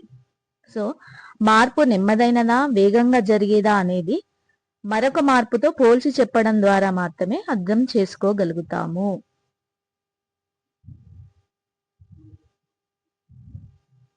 డైరీ పరిశ్రమల్లో భారీ ఎత్తున రెన్నెట్తో పాల నుండి పెరుగుగా తయారు చేయడాన్ని కొయాగ్యులేషన్ అంటారు. పాలను పెరుగుగా మార్చడం శాశ్వతమైన మార్పు. ఎందుకంటే పెరుగును మళ్ళీ పాలుగా మార్చలేము. పెరుగును మళ్ళీ పాలుగా మార్చలేము కాబట్టి పెరుగు అనేది ఒక శాశ్వతమైన మార్పు. ఆదిమ ప్రీ హిస్టారిక్ యుగంలోని మొక్కలు, జంతువుల అవశేషాల నుండి బొగ్గు, ఖనిజ వాయువు, పెట్రోల్ మొదలైన శిలాజ ఇంధనాలు తయారవుతాయి. దీపావళికి కాల్చే టపాకాయలు రసాయన మార్పుకు ఒక ఉదాహరణ. మార్పులను వివిధ రకాలుగా వర్గీకరించవచ్చు. ఉదాహరణకు నెమ్మదైనది, వేగమైనది, సహజమైనది, మానవ ప్రమేయంతో జరిగేవి, తాత్కాలికమైనవి, శాశ్వతమైనవి. పదార్థం ఒక స్థితి నుంచి మరొక స్థితికి మారినప్పుడు సాధారణంగా భౌతిక మార్పు జరుగుతుంది. ఇంధనాలలో నిల్వ ఉన్న శక్తి యాంత్రిక శక్తిని కలిగించడానికి ఉపయోగపడుతుంది. ఇంతటితో 10th lesson complete. Now we are entered into the 11th lesson. 11th lesson name వచ్చేసి నీరు మనకు ప్రాణాధారం. ప్రపంచవ్యాప్తంగా బిలియన్ కన్నా ఎక్కువ మంది రోజుకు 6 లీటర్ల కన్నా తక్కువ నీటితోనే సరిపెట్టుకుంటున్నారు. ప్రపంచవ్యాప్తంగా ప్రతి సంవత్సరం 4 మిలియన్ల మందికి పైగా నీటి ద్వారా సంక్రమించే వ్యాధులతో మరణిస్తున్నారు.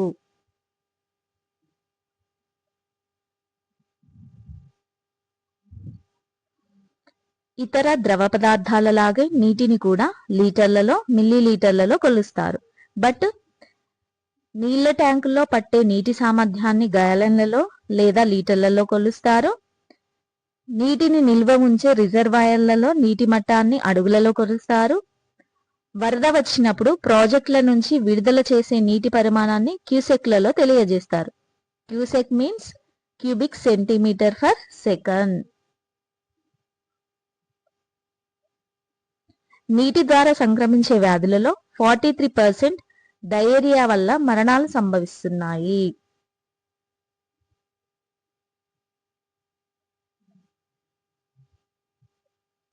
మన బరువులో 70% వాటరే ఉంటుంది. భూగోళం మొత్తం మీద 3/4 వంతు నీటితో నిండి ఉంది.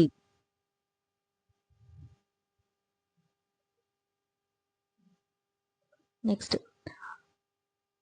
అభివృద్ధి చెందుతున్న దేశాలలో సంభవించే మరణాలలో 98% కలుషిత నీటి వల్లనే జరుగుతున్నాయి.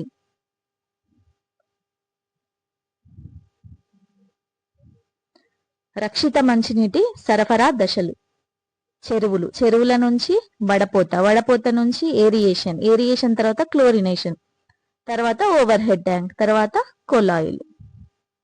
కొలాయిల త్రూ వాటర్ ని సప్లై చేస్తారు.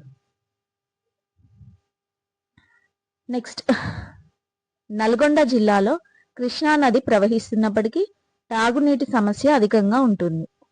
ఫ్లోరోసిస్ వ్యాధికి గురి అవుతున్నారు. దీనికి కారణం ఏంటంటే భూగర్భ జలాలు ఫ్లోరిన్ తో కలుషితం కావడమే. అక్కడ భూగర్భ జలాలలో ఫ్లోరిన్ కలుషితం కావడం వల్ల ఆ ఫ్లోరోసిస్ వ్యాధితోని వాళ్ళు బాధపడుతున్నారు. నెక్స్ట్, 5 సంవత్సరాల లోపు పిల్లలు మరణాలకు అతిపెద్ద కారణం అసురక్షిత నీరే. డయేరియా వల్ల సంభవించే మరణాలలో సుమారు 90% మరణాలు ఈ వయసు పిల్లలే.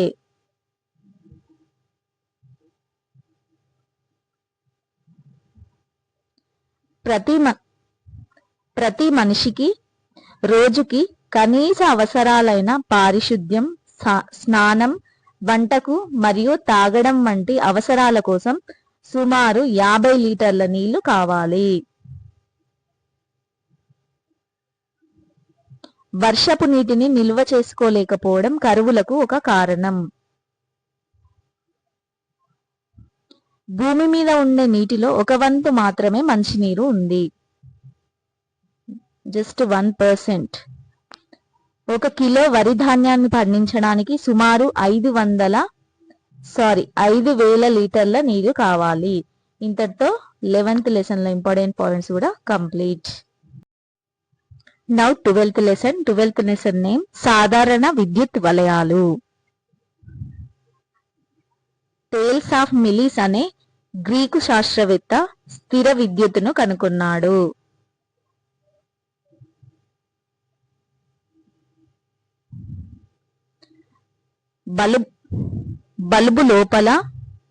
బల్బు లోపల ఉన్న 2 తీగల మీదుగా ఒక సన్నని స్ప్రింగ్ లాంటి తీగ ఉంటుంది.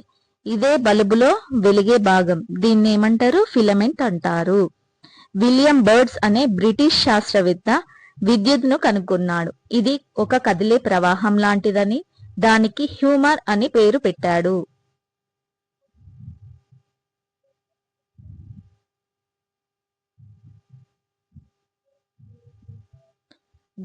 ఘటం అంటే సెల్ అండి.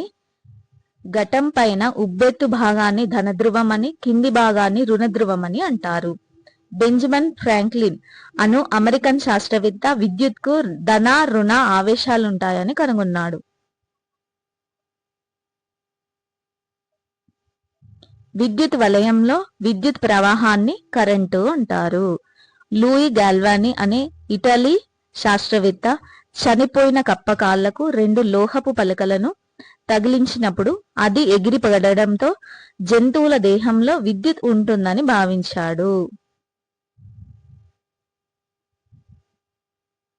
హెన్స్ ఐర్స్టడ్ అను డెనిష్ శాస్త్రవేత్త విద్యుత్ అయస్కాంతంగా పనిచేస్తుందని కనుగొన్నాడు. విద్యుత్ను తమ గుండా ప్రవహింపజేసే పదార్థాలను విద్యుత్ వాహకాలు అంటారు. విద్యుత్ను తమ గుండా ప్రవహింపనీయని పదార్థాలను విద్యుత్ బంధకాలు అంటారు. మైకెల్ ఫారడే అను భౌతిక రసాయన శాస్త్రవేత్త మొట్టమొదటగా విద్యుత్ మోటార్ను కనుగొన్నాడు.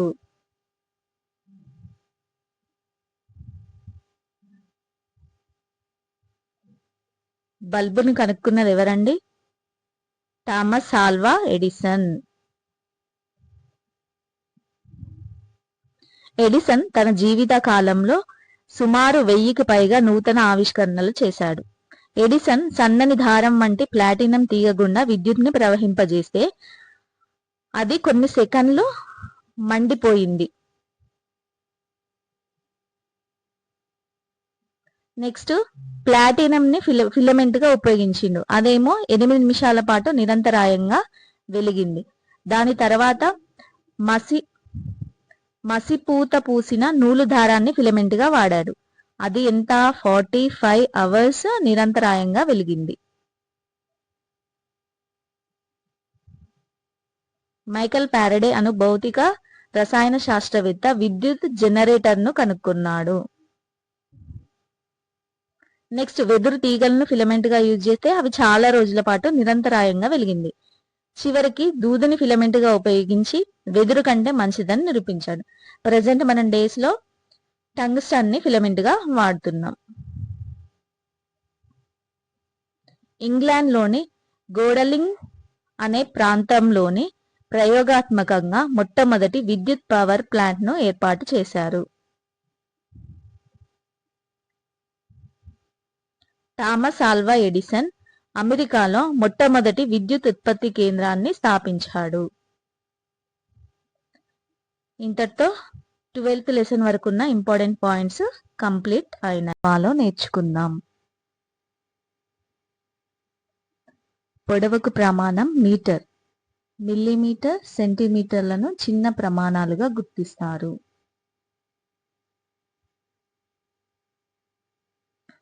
పూలదండ పొడవును కొలవడానికి మూరను, ఆట స్థలం పొడవు వెడల్పులను కొలవడానికి అంగలను ఉపయోగిస్తారు.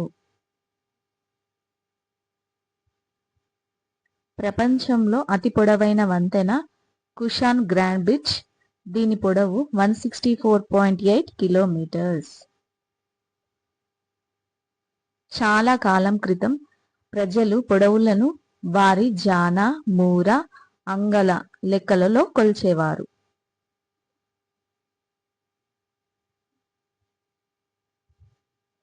ఒక ప్రాంతంలోని ప్రజలు ఆ దేశపు రాజు ముక్కు దగ్గర నుండి అతని చేతి మధ్యవేలు వరకు ఉండే దూరాన్ని పొడవులను కొలవడానికి ప్రామాణికంగా తీసుకోవాలని నిర్ణయించుకున్నారు.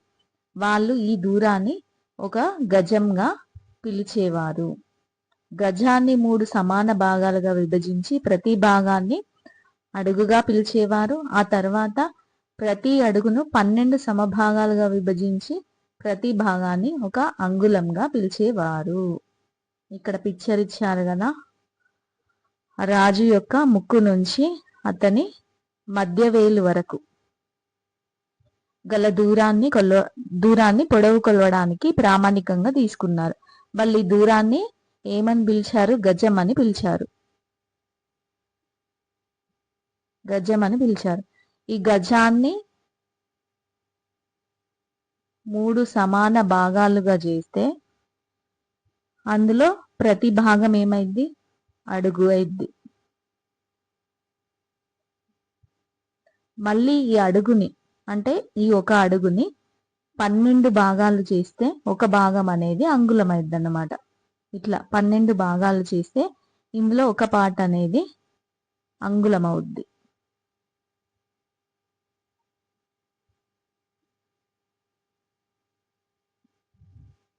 కంపాస్ బాక్స్ లో ఉండే కోణమానిని ఉపయోగించి 180 డిగ్రీస్ కన్నా తక్కువ కోణాలను కొలవవచ్చు.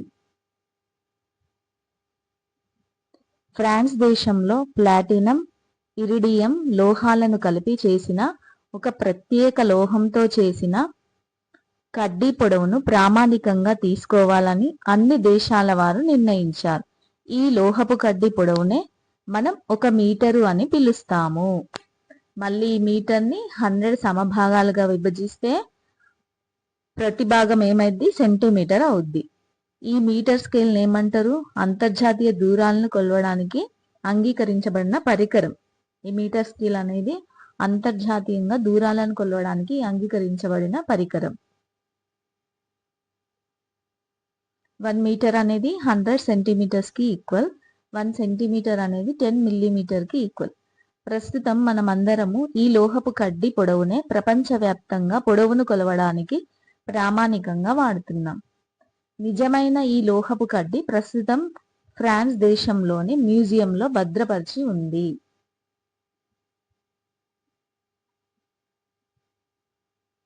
కిలోమీటర్ ను పెద్ద పొడవులను దూరాలను కొలవడానికి ప్రమాణంగా వాడతారు. 1 అడుగు అనేది 12 అంగుళాలకు సమానం. 1 కిలోమీటర్ అనేది 1000 మీటర్స్ కి సమానం. మెట్రిక్ పద్ధతిలో ద్రవ్యరాశికి ప్రమాణం గ్రామ్. ఇది 1 ఘనపు సెంటీమీటర్ నీటికి సమానం.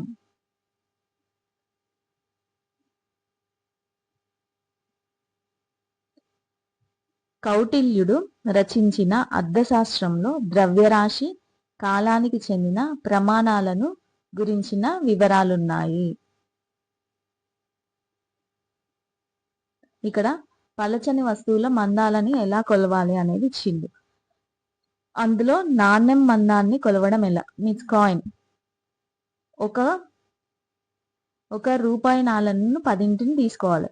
తీసుకొని దాన్ని ఒకదాని మీద ఒకటి పేర్చండి. పేర్చిన తర్వాత అప్పుడు వాటి మందాన్ని స్కేల్తో కొలవాలి. అట్లా మందం ఉన్నప్పుడు స్కేల్తో కొలవడం అనేది ఈజీనే కదా.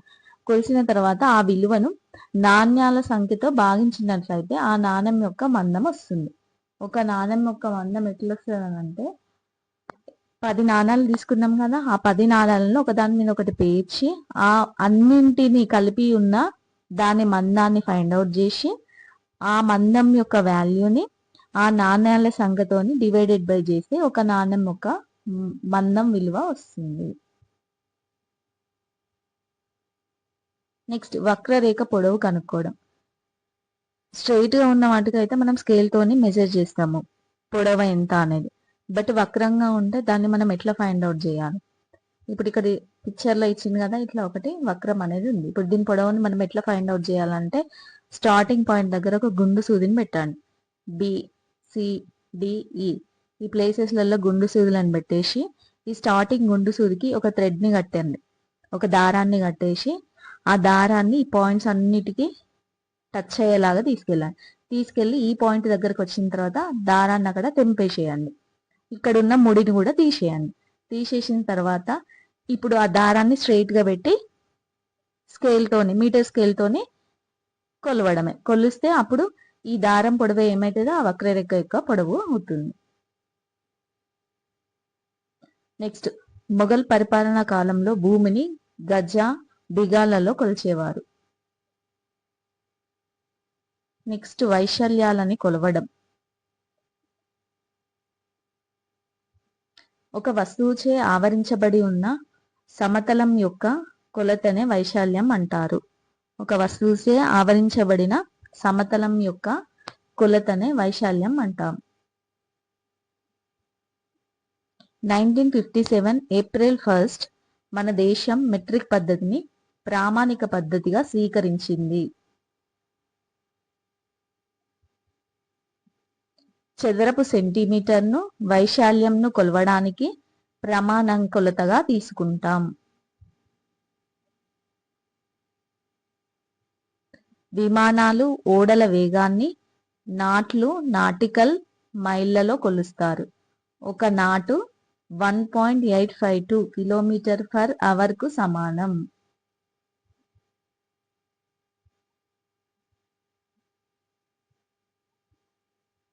ఇప్పుడు అక్రమాకార ఉపరితలాల వైశాల్యాన్ని ఎట్లా కొలుస్తారంటే గ్రాఫ్ పేపర్ సహాయంతో కొలుస్తారు. ఈ పద్ధతి ద్వారా మనం అక్రమాకార ఉపరితలాల వైశాల్యాన్ని దాదాపు దగ్గర విలువను పొందవచ్చు. ఎగ్జాక్ట్ వాల్యూ రాదు, బట్ దానికి అప్రాక్స్ వాల్యూని ఫైండ్ అవుట్ చేయవచ్చు.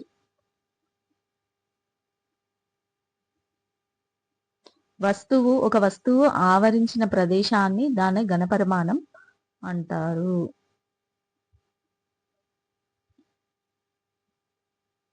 ద్రవాల ఘనపరిమాణాన్ని మనం లీటర్లలో గాని మిల్లీ లీటర్లలో గాని తెలుపుతాం. ఖగోళ శాస్త్రవేత్తలు నక్షత్రాల మధ్య దూరాన్ని పారాలాక్స్ యూనిట్లలో కొలుస్తారు.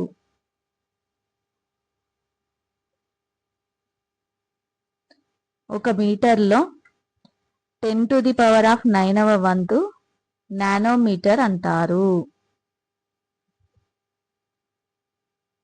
ఒక మీటర్లో 10⁹ వంతును నానోమీటర్ అంటారు.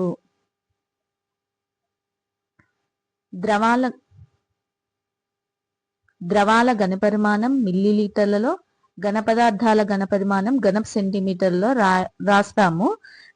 ఇవి రెండింటికి మధ్యలో ఏమైనా సంబంధం ఉందా అని అంటే 1 మిల్లీలీటర్ ఈజ్ ఈక్వల్ టు 1 ఘనపు సెంటీమీటర్ కి సమానము. అక్రమాకార వస్తువుల ఘనపరిమాణాన్ని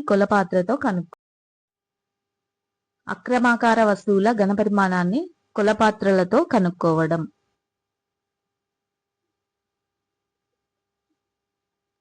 ఇక్కడ చూద్దాం. ఇప్పుడు అక్రమాకార వస్తువుని మనము ఒక స్టోన్ గా తీసుకున్నాము. ఇప్పుడు దాని యొక్క ఘనపరిమాణం మనం ఫైండ్ అవుట్ చేయాలి. ఎట్లా అనంటే ఒక కొలపాత్రలో వాటర్ తీసుకోండి, ఆ వాటర్ యొక్క ఘనపరిమాణం ఫైండ్ అవుట్ చేయండి. ఫైండ్ అవుట్ చేసిన తర్వాత నెక్స్ట్ ఒక చిన్న అక్రమాకార రాయిని ఒక పురిలేని దారానికి కట్టాలి. అంటే దారానికి ఎట్లాంటి ఏమంటారు మెలికలు అట్లాంటివి ఏం లేకుండా స్ట్రైట్గా ఉన్న దారానికి కట్టాలి. కట్టిన తర్వాత దాన్ని నెమ్మదిగా కొలపాత్రలోనికి వదిలేయాలి, మునిగేటట్టు వదిలేయాలి.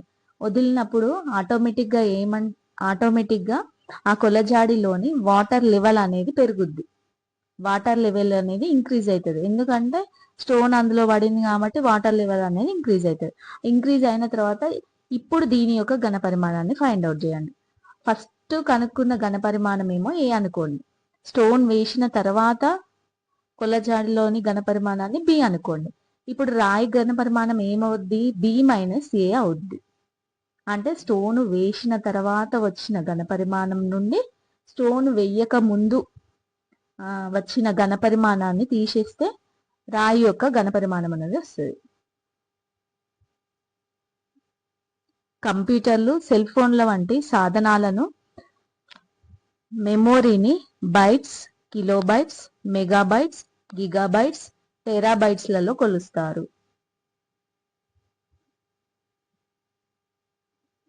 ఒక కిలోగ్రామ్ బియ్యం ఉత్పత్తి చేయడానికి 5000 లీటర్ల నీళ్లు ఖర్చు అవుతుంది.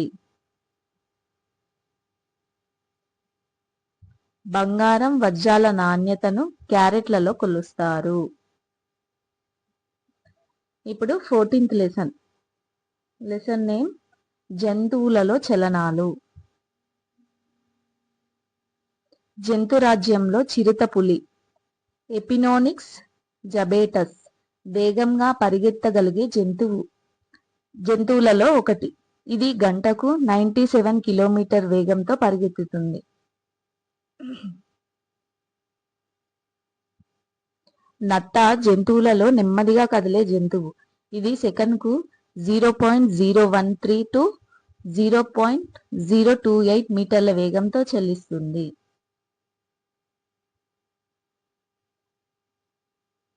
ప్రపంచంలో దాదాపు 2700 జాతుల పాములు జీవిస్తున్నాయి.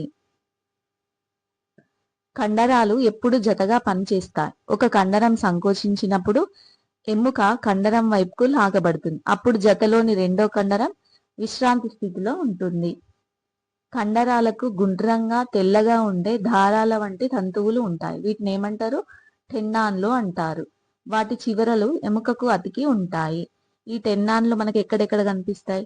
మోచేతి పైన, మోకాలు కింద, చిలమండ దగ్గర కదలికల్లో టెన్నాన్లు కనిపిస్తాయి. పక్షులలో అతి చిన్న పక్షి హమ్మింగ్ బర్డ్. దీని పొడవు 2.24 ఇంచెస్ లేదా 5.7 సెంటీమీటర్స్. మన దేహంలో వివిధ శరీర భాగాలలో ఉన్న రకరకాల ఎముకలన్నీ కలిసి ఒక విధమైన నిర్మాణాన్ని ఏర్పరుస్తాయి. దీనినే అస్థిపంజరం అంటాం.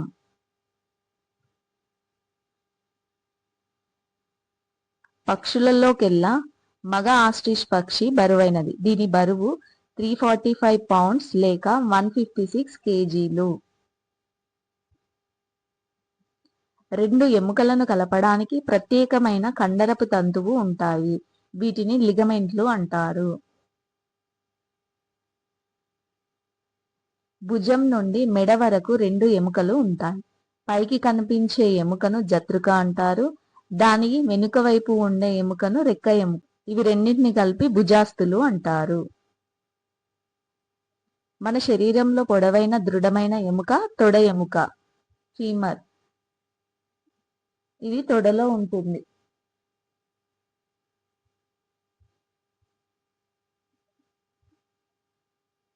నెక్స్ట్, పక్కటెముకలు వంగి ఉండి వెన్నెముకకు ఛాతీ ఎముకతో కలుపుతూ పుర పంజరాన్ని ఏర్పరుస్తాయి.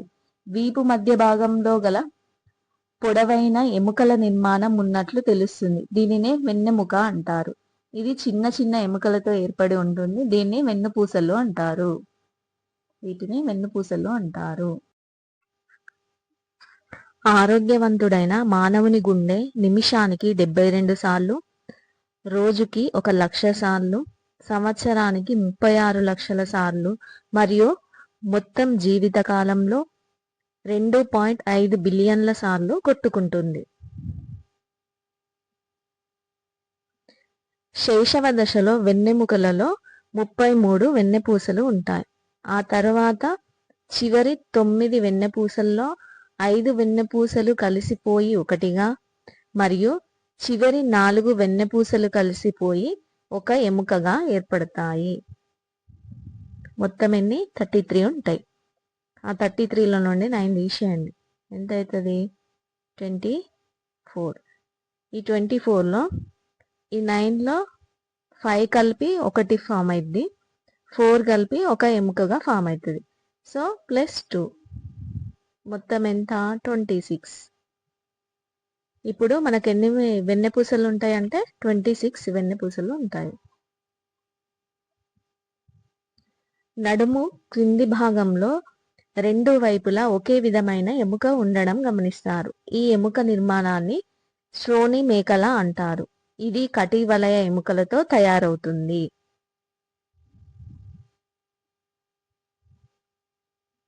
అనేక ఎముకలు కలిసి ఏర్పడిన నిర్మాణమే పుర్రె. ఇది మెదడును కప్పి రక్షిస్తుంది. పుర్రెలోని ఎముకల మధ్య కీళ్లు కలిసిపోయి కదలని కీళ్లుగా ఏర్పడతాయి.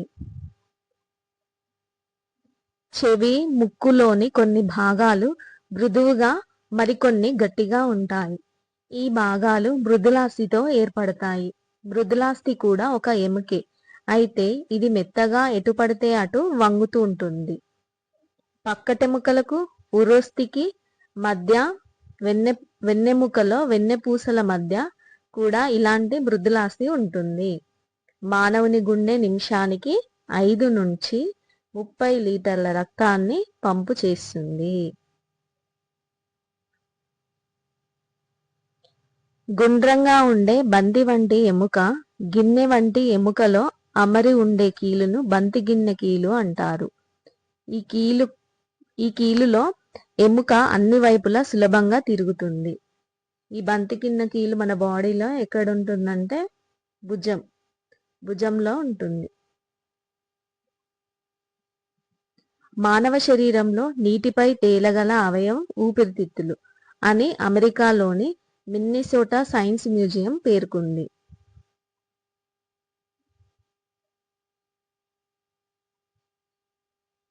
నెక్స్ట్, నెక్స్ట్ మడతబందు కీలు. ఈ మడతబందు కీలు అనేది ఎక్కడుంటది? ముంజేతి దగ్గర, మోకాల దగ్గర ఉంటుంది. మడతబందు కీలు అని అంటే మనము డోర్స్ కి గాని కిటికీలకి గాని పెట్టుకుంటాం కదా, ఇది బందు అంటారు. సో ఇది వన్ డైరెక్షన్ లో మాత్రమే ఫోల్డ్ అవుతుంది. నెక్స్ట్ మృదువైన స్థితిస్థాపకత లక్షణం గల మృదులాస్థి వెన్నెముక యొక్క వెన్నుపూసల మధ్య ఉంటుంది. వెన్నెముక అన్ని దిశల్లో కదలడానికి ఈ మృదులాస్థి ఉపయోగపడుతుంది. మెడలోని కీలు తలను పైకి క్రిందికి పక్కలకు కదల్చడానికి ఉపయోగపడుతుంది. సో మెడలో ఉండే కీలును బొంగరపు కీలు అంటారు. మానవుని పుర్రెలో నిజానికి 22 ఎముకలు ఉంటాయి. ఇవన్నీ కలిసిపోయి ఒకటిగా కనిపిస్తాయి. దీన్నే మనం ఏమంటాం? క్రేనియం అని అంటారు.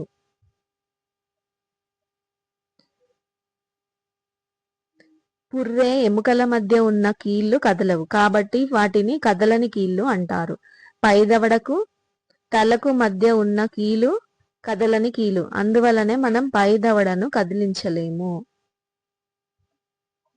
చాలా ఉభయచరాల జీవిత చరిత్రలో గుడ్డు, లార్వా, ప్రౌఢజీవి అనే 3 దశలు ఉంటాయి.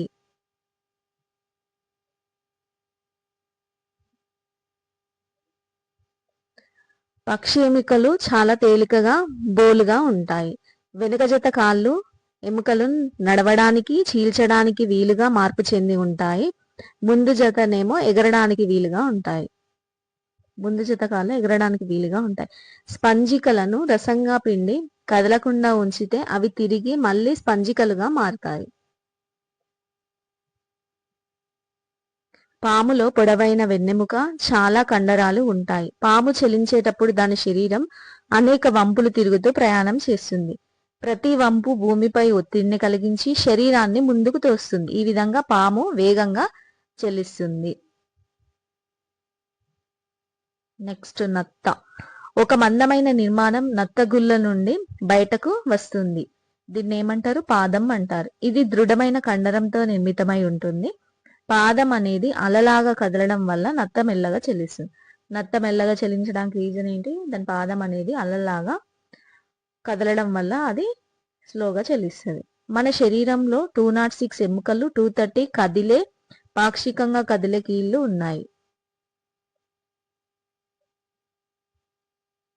జిరాఫీ మాదిరిగానే మనిషి మెడలో కూడా 7 ఎముకలు ఉంటాయి. నెక్స్ట్ 15th లెసన్ కాంతి, నీడలు, ప్రతిబింబాలు. సూర్యకాంతి భూమిని చేరడానికి 8 నిమిషాల 17 సెకండ్ల టైం పడుతుంది.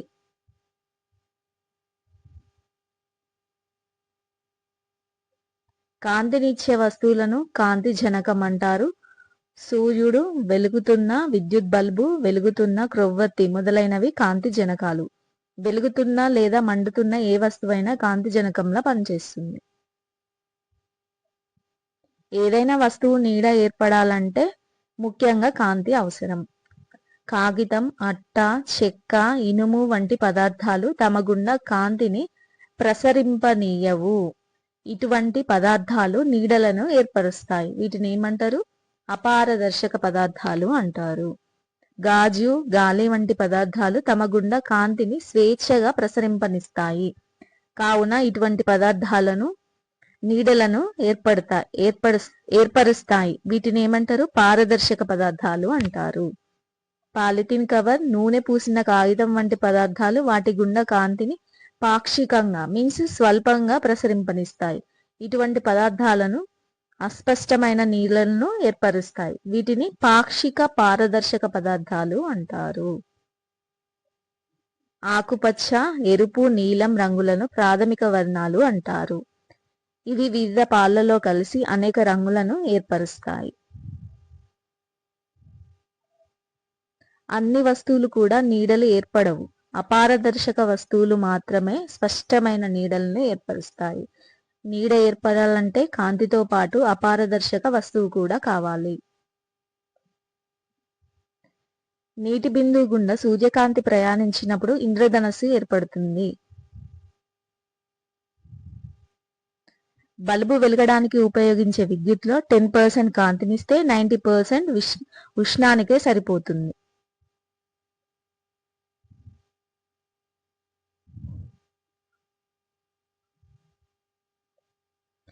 నెక్స్ట్ తోలుబొమ్మలాట.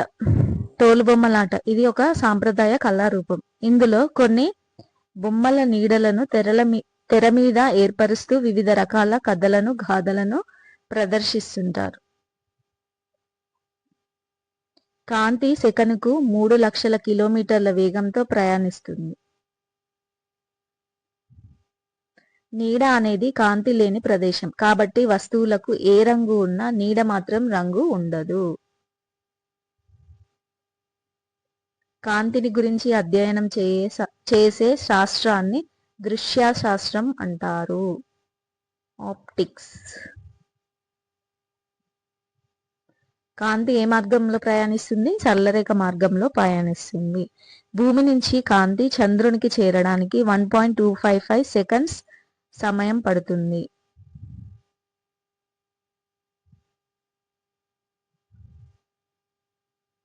సూర్యకాంతి సముద్రంలో 262 అడుగుల లోతు వరకు ప్రయాణిస్తుంది.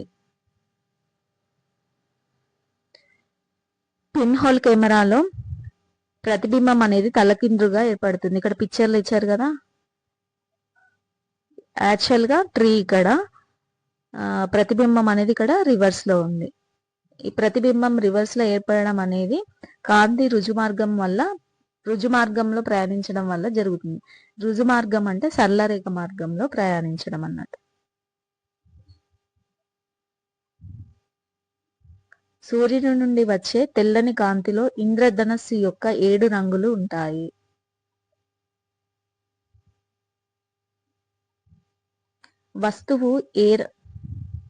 వస్తువు ఏ రంగులో ఉంటే ప్రతిబింబం కూడా అదే రంగులో ఉంటుంది. అంతేకాక అది పూర్తి వస్తువులాగా వస్తువు ఫోటో అన్నట్లుగా ఉంటుంది. కానీ నీడకు మాత్రం ఎటువంటి రంగు ఉండదు. ఏదైనా వస్తువు మీద పడిన కాంతి తిరిగి వెనుకకు మలుతుంది. దీన్నే పరావర్తనం అంటారు. లేజర్ కూడా ఒక రకమైన కాంతి కిరణమే. శరీరంలో ఏర్పడే కణుతులను తొలగించడానికి వైద్య శాస్త్రంలో లేజర్లను ఉపయోగిస్తారు.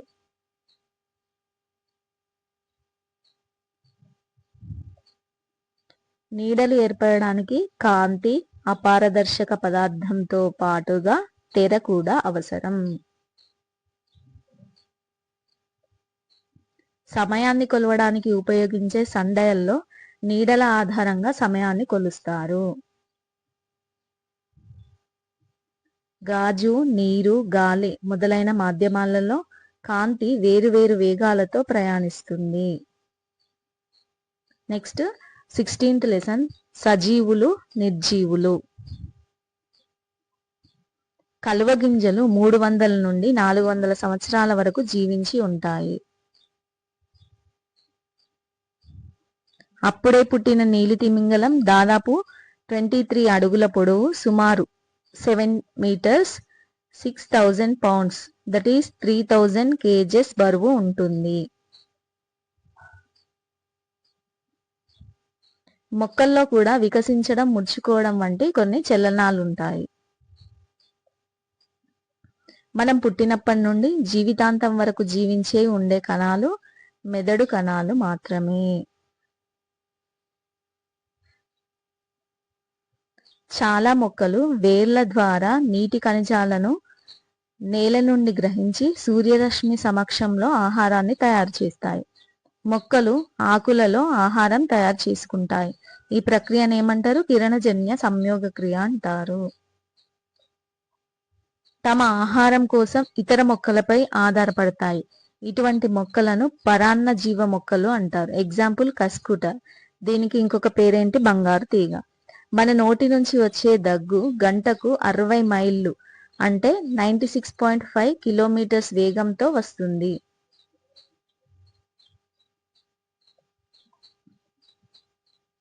కోడిగుడ్డు తెల్లసొనలో ఆల్బుమిన్ అనే ప్రోటీన్ ఉంటుంది. మన శరీరం నుంచి వ్యర్థ పదార్థాలను తొలగించే విధానాన్ని విసర్జక క్రియ అంటారు. జంతువులు విసర్జించే పదార్థాలనే మనం ఎరువులుగా వాడతాం.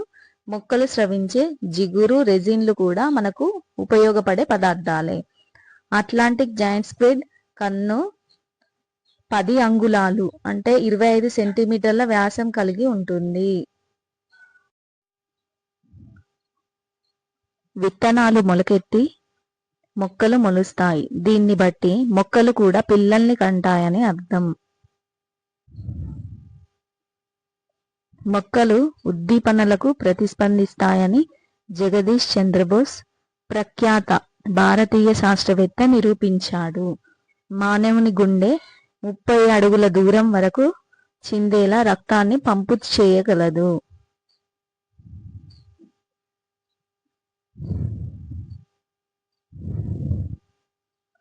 వానపాము మీదకు మనం కాంతి పడేటట్లు చేసినప్పుడు అది చీకటి ప్రదేశంలోకి వెళ్తుంది. ఎందుకనంటే వానపాము కాంతికి ప్రతిస్పందిస్తుందని అర్థం. బ్యాక్టీరియాలు అత్యల్ప ఉష్ణోగ్రతల వద్ద కూడా జీవించగలవు.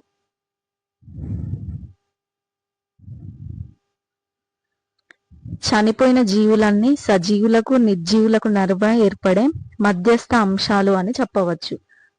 జున్ను తయారు చేయడంలో కొన్ని రకాల శిలీంధ్రాలను ఉపయోగిస్తారు. దీన్ని కిణ్వనం అంటారు.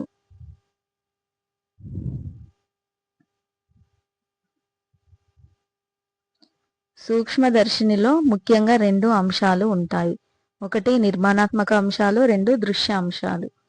పీఠం, ఆధారం, చేతి వంపు వంటివి నిర్మాణాత్మక అంశాలు. అక్షికటకం, వస్తుకటకం, స్థూల సవరిణి, సూక్ష్మ సవరిణి, కాంతి దర్పణం, స్లైడు అన్నవి దృశ్య అంశాలు.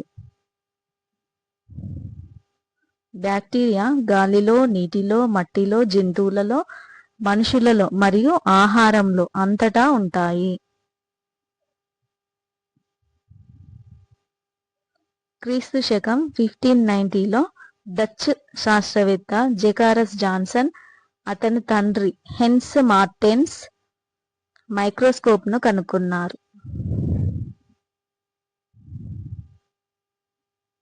చనిపోవడం అనేది సజీవులకు నిర్జీవులకు మధ్యస్థ దశ. మనం ఆహారంగా ఉపయోగించే పుట్టగొడుగులు కూడా శిలీంధ్రాలే.